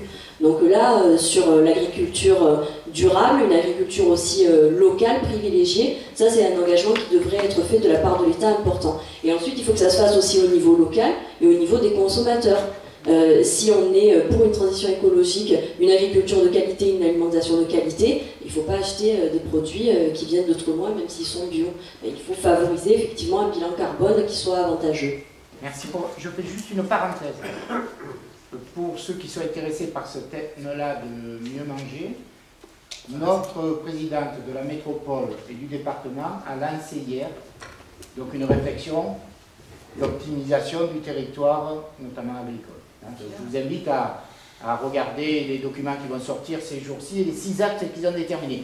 Je ferme la parenthèse, je donne la parole à Mme Parent, après il y a M. De Courcy et monsieur là-bas. Et excusez-moi, toi tu arrives après monsieur de Courcy. Je vous en prie. Je sais pas ce que tu dis, la prochaine fois il faudra prévoir plus de micros. Non mais j'avais demandé le micro là. Allez, concentrez-vous pour la dernière demi-heure. D'aujourd'hui, la dernière demi-heure d'aujourd'hui. Voilà, la personne qui vient de parler, là, a dit beaucoup de choses que je voulais dire. Donc, je pense qu'effectivement, au niveau local, on peut faire beaucoup de choses, qu'il ne faut pas attendre que les Chinois fassent quelque chose pour nous se dire « Ah bah tiens, on va se mettre à faire quelque chose ». En fait, c'est vraiment, ça démarre vraiment au local, et puis essayer d'arranger, je sais pas moi, ce qui se passe à Marseille. Moi je suis affolée, quoi, tous ces gros bateaux qui arrivent, qui restent les machines en marche.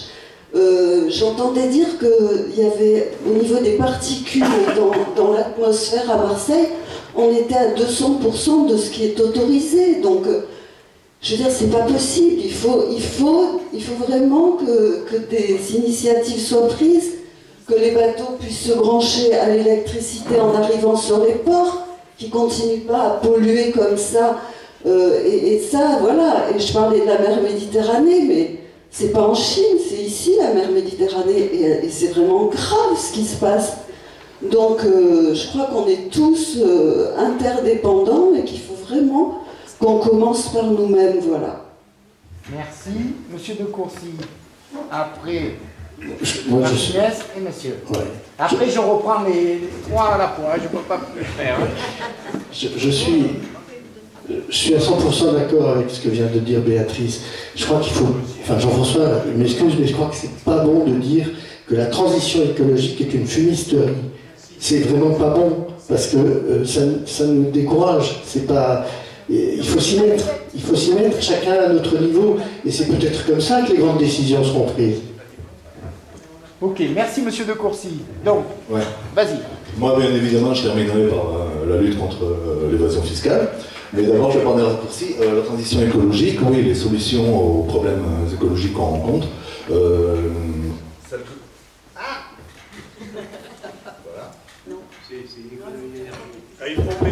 bon, c'est le bon. budget. C'est le budget de la MJC, en fait, qui est communal.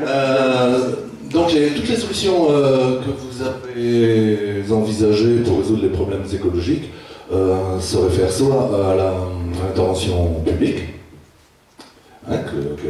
politique, que ce soit nationale ou internationale, et l'intervention des collectivités territoriales, enfin au service public, du transport, etc., du ferroutage, de la SNCF.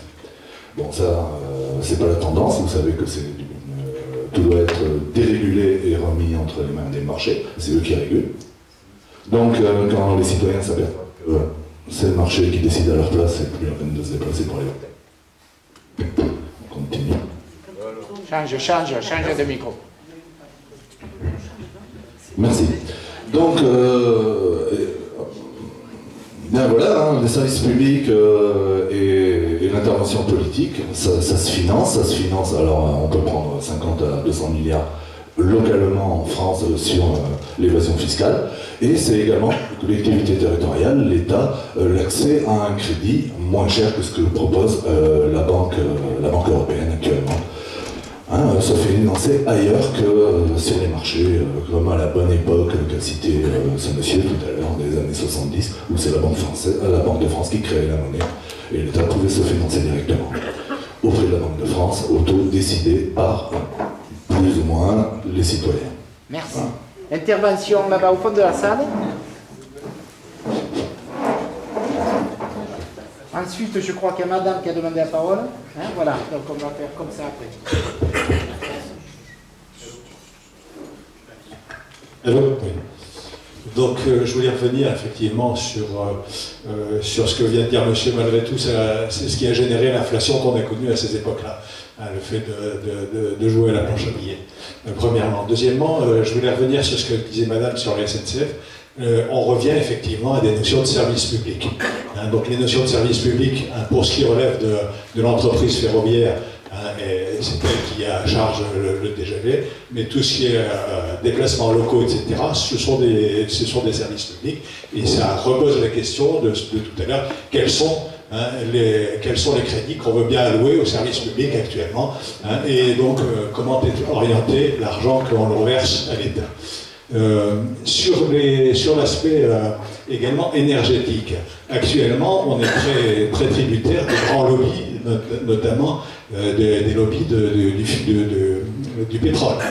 Et c'est ça qui actuellement empêche beaucoup d'avancer, parce qu'il y a quand même des solutions techniques à un certain nombre de problèmes. On pense notamment aux moteurs à hydrogène, hein, et là, ça fait partie des sujets qui sont actuellement à développer. La SNCF, pour ne pas la citer, commence à s'engager pour les machines thermiques dans ce registre-là. Elle va faire développer des machines à hydrogène, à moteur à hydrogène.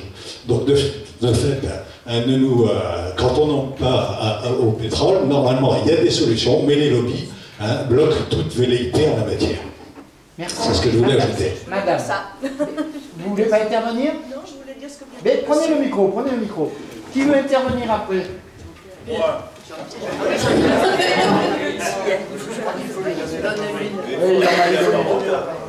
Alors, madame. Moi, je voulais intervenir là-dessus sur les moteurs à hydrogène. Voilà. Parce que je trouve que l'hydrogène, ça ne pollue pas, au contraire. Et c'est l'avenir, on a des ingénieurs en France, et bien il faut travailler. Merci. Allez, Jean-Pierre. Merci, avec consommer du temps en début de réunion. Ouais. Tu fais combien d'arriver? Je ne vais pas faire long. Je ne dis pas que je vais faire court, mais je vais pas faire long. Oui, on parle de transport en commun, on parle de trucs comme ça. On voit les difficultés qu'il peut y avoir à mettre du transport en commun de partout. Et le fait que ce transport en commun puisse correspondre à des horaires intéressants pour celui qui a besoin de se faire transporter. Moi, je trouve qu'il y aurait une solution vers laquelle il faudrait tendre, ça serait de dire, eh bien, on ne se transporte plus, on ne fait plus de transport, on reste à la maison pour travailler.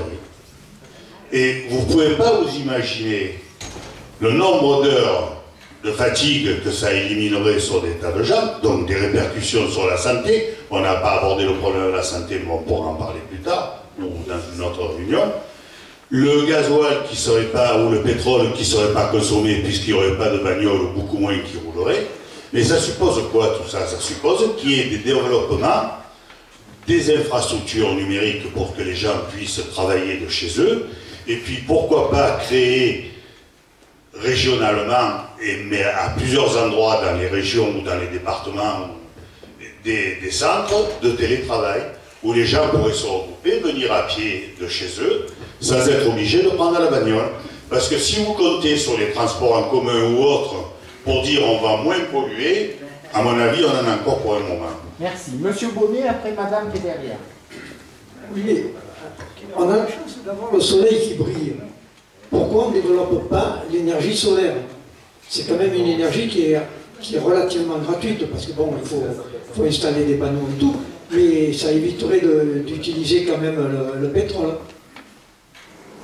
L'énergie solaire, c'est bon, ne touchez pas trop, ça marche. Ouais. Merci monsieur Bonnet. Madame, passez le micro à votre voisine. Alors moi, je ne sais pas si je vais arriver à exprimer ma pensée, mais je voudrais parler de favoriser la synergie de bassins d'entreprises. Je vais vous donner un exemple.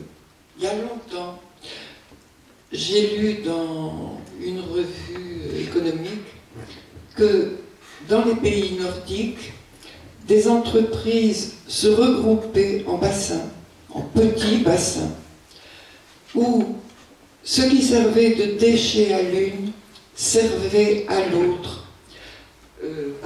Par exemple, il y avait une traçabilité donc. Pardon? Il y avait une traçabilité. Non, c'est pas la question. Elles sont les unes à côté des autres et elles se servent des déchets de l'une, par exemple, pour servir de combustible à l'autre. Donc il n'y a pas de transport, c'est du faible coût, et je me dis que loin en amont, enfin loin, j'espère pas trop loin non plus, où l'État ou les communes même pourraient réfléchir à organiser ce type de bassin et d'attirer des entreprises qui pourraient fonctionner en synergie, mais ça suppose de réfléchir à la complémentarité de ces entreprises. Est-ce que j'ai d'autres choses à dire? Alors, un autre type de valorisation. J'ai vu il y a quelques jours à la télévision sur FR3 qu'une petite entreprise dans le Nord recueillait tous les jeans qui sont dans les relais, les maps de relais, voilà, je peux dire. Et elle en fait un produit d'isolation à haute valeur calorifuge en les transformant dans un genre de laine. Et voilà, bon alors là on n'est pas en synergie, mais il n'empêche que belle initiative. Merci pour votre intervention. Alors, qui veut intervenir? Donc, Roger, Jean-François et monsieur. Allez, Roger. Moi, je voudrais poursuivre l'observation de monsieur là, concernant les énergies renouvelables, solaires et éoliennes. Il faudrait que l'État clarifie sa position, parce que d'une part, il vise certains objectifs de production d'énergie renouvelable, mais en même temps, il met des barrières qui sont infranchissables, que ce soit au niveau de la protection des paysages, que ce soit au niveau des monuments, des toits ou des trucs comme ça.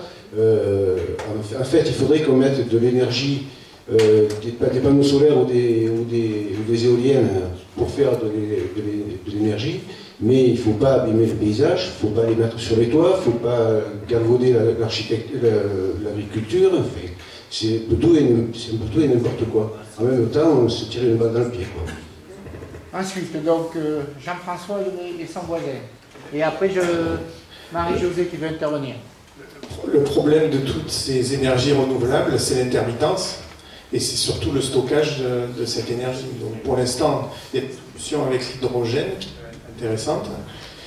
Moi, je voulais revenir aussi sur le fait que de croire, enfin, c'est un peu notre réflexe, et chaque fois on se dit, ben oui, il faut arrêter d'utiliser le pétrole, mais comme l'a dit quelqu'un, si on arrête l'utilisation du pétrole, on ne fait plus rien du tout. Parce que tout ce qui est génération électrique à l'heure actuelle, c'est vraiment peanuts par rapport à toute la consommation qu'on peut faire du pétrole.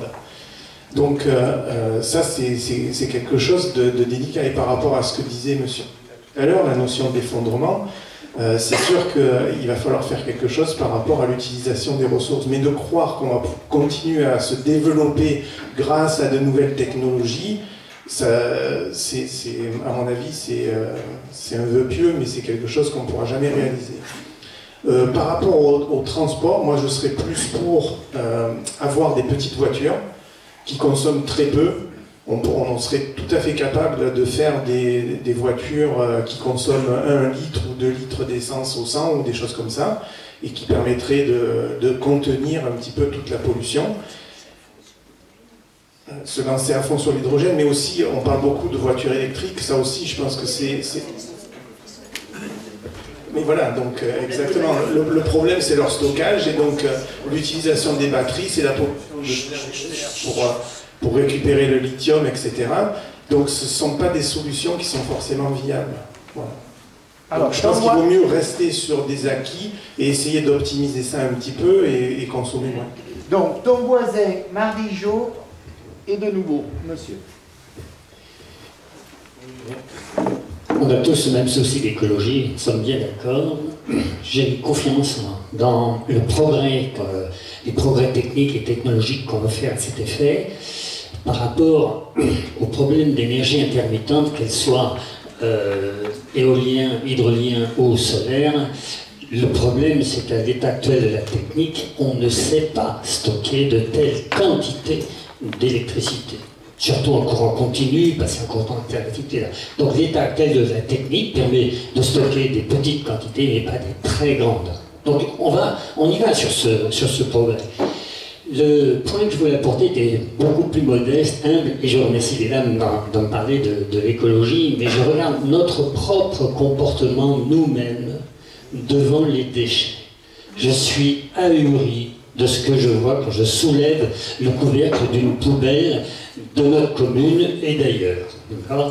Et donc, il y a deux déformations au plan national. On a dit aux gens, faites du tri sélectif.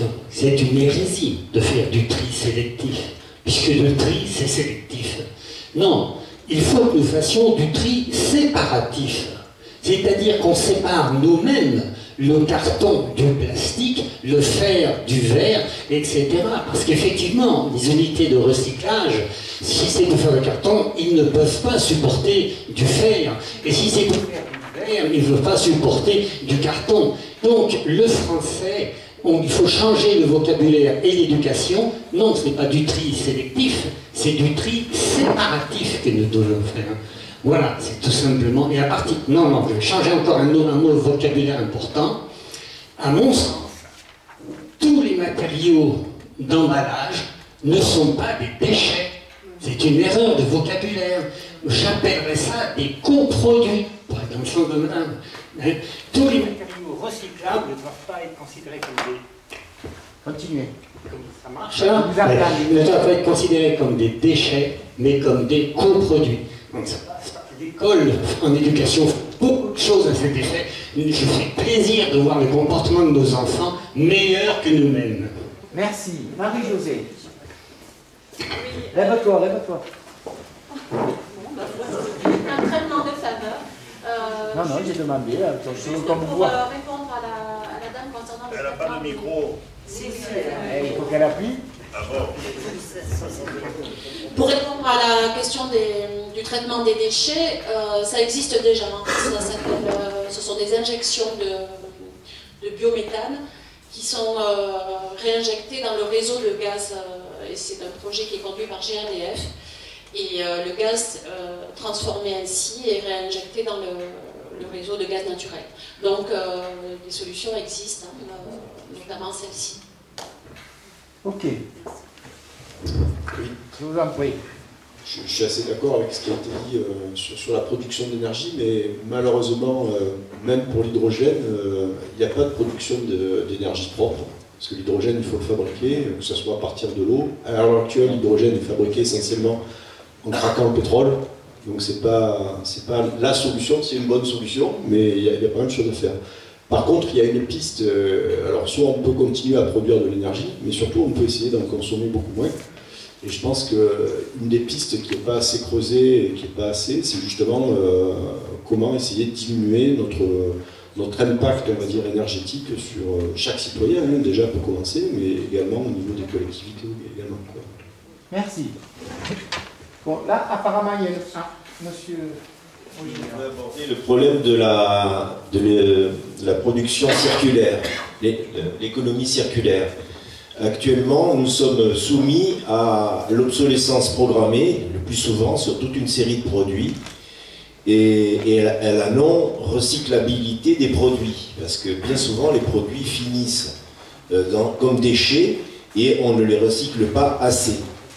Donc, je pense qu'il faudrait qu'on développe une économie, mais pour pouvoir agir sur l'économie, il faut que la puissance publique ait des prérogatives, qu'elle soit entendue, qu'elle exerce son pouvoir. Or, tout ce qui existe est privé.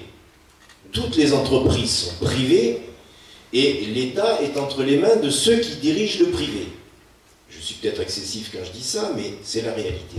Donc, si on veut pouvoir agir pour une économie, par exemple pour réindustrialiser le pays, moi je pense qu'on devrait, il faudrait qu'une part importante de l'électroménager, du Wi-Fi, enfin des appareils de haute fidélité, enfin des imprimantes, enfin toute une série de produits qui sont actuellement produits à l'étranger, le textile par exemple, les chaussures, tout ça, une grande part de tout ça devrait être produit en France, pour des raisons de résilience nationale, mais aussi pour donner de l'emploi aux Français, parce qu'il faudrait quand même résorber ce chômage. Donc, l'économie circulaire a pour but de concevoir des produits qui, dès le départ, d'abord dureront beaucoup plus longtemps que ceux qu'on fait actuellement, qu'on vend, dont on réduit la durée de vie pour pouvoir faire tourner le capital et faire gagner des bénéfices.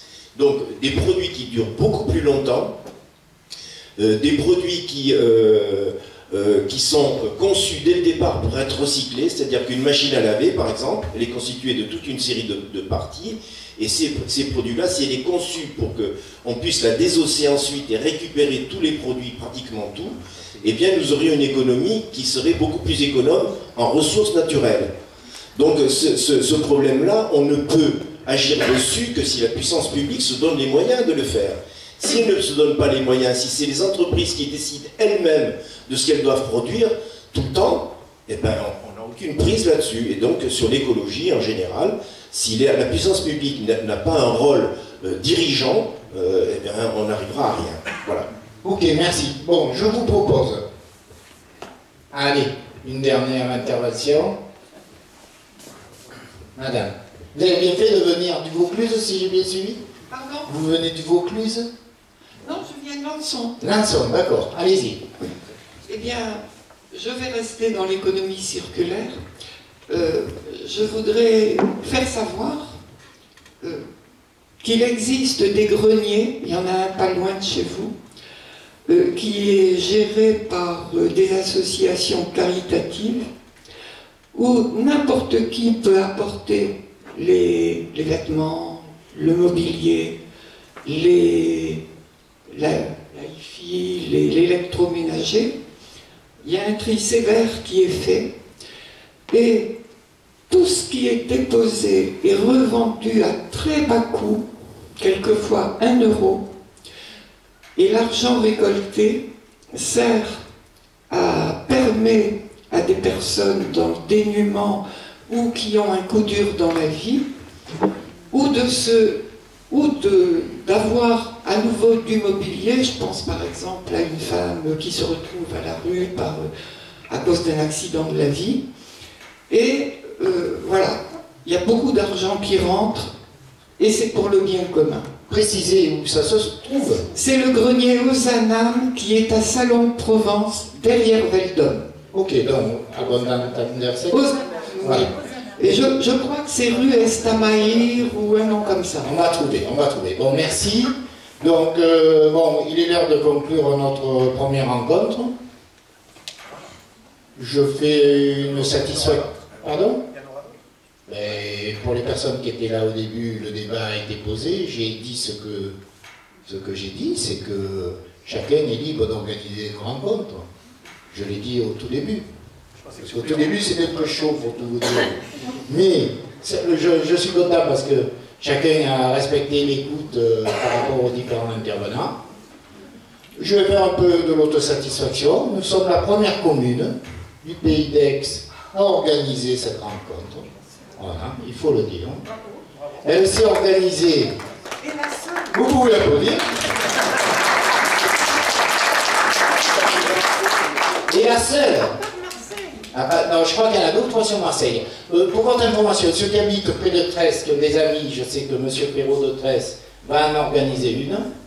Mais pour l'instant, c'est très light. Je crois qu'il y a à peu près 1000 réunions locales pour 36 000 communes. D'accord? Donc, moi, je pense avoir fait ce que le... Monsieur de Corsi, laissez-moi finir, s'il vous plaît. Ce que je voulais vous dire, je pense que j'ai rempli mon rôle de maire au sens strict d'appliquer ce qui redescend du gouvernement. Voilà, donc moi, j'ai rempli ma mission. Et vous m'avez permis de la remplir. On a été à peu près une cinquantaine dans la salle, je vous remercie. Je voulais vous confirmer également. Bon, on a évoqué les 4 thèmes principaux, hein, puisqu'on s'était fixé, et j'avais marqué dans le site du Grand Débat que cette réunion était organisée, et je vais faire une restitution dans ce site. Le sous-préfet Gouteron me l'a demandé hier après-midi aussi. Je vais lui envoyer la clé de nos entretiens. Si vous en êtes d'accord, je vais le mettre sur le site de la commune. Pas d'objection majeure? Ok? Comme ça, peut-être, ça va inciter d'autres personnes à se manifester. Voilà. Ensuite, ce que je vous propose également, bon, là, c'est enregistré, mais si vous voulez venir écrire sur les cahiers, parce qu'aujourd'hui, la contribution, je vous ai dit, elle est très faible, hein, 9 ou 10 personnes qui sont venues depuis le 18 décembre. Donc, je vous invite à reformuler donc, sur les cahiers de proposition Donc, je vous explique ce qu'on a mis en place. On a un cahier pour les 4 grands thèmes. Et pour ceux qui préfèrent mettre tout sur une lettre, on a ouvert un 5e cahier où là, il y a un peu tout. Hein. Voilà. Donc, merci encore pour ce moment. Je pense qu'il a été loyal entre vous, loyal commune, administrée. Mais c'était un débat pour des problématiques nationales. Donc, vous permettrez que je ne suis pas intervenu volontairement. Je vous ai laissé la parole. Et vous savez très bien que sur le plan local, vous savez où me trouver. Voilà. Bon week-end à tous.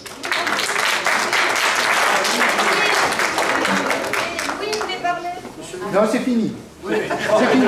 Hors débat. Bon, c'est fini, s'il vous plaît. La réunion est finie dans le cadre réglementaire qui m'a été fixé. Je vous invite, si vous avez d'autres interventions, à passer dans notre salle. Si on veut s'organiser pour d'autres réunions. Eh bien, allez dans notre salle. J'en termine la réunion.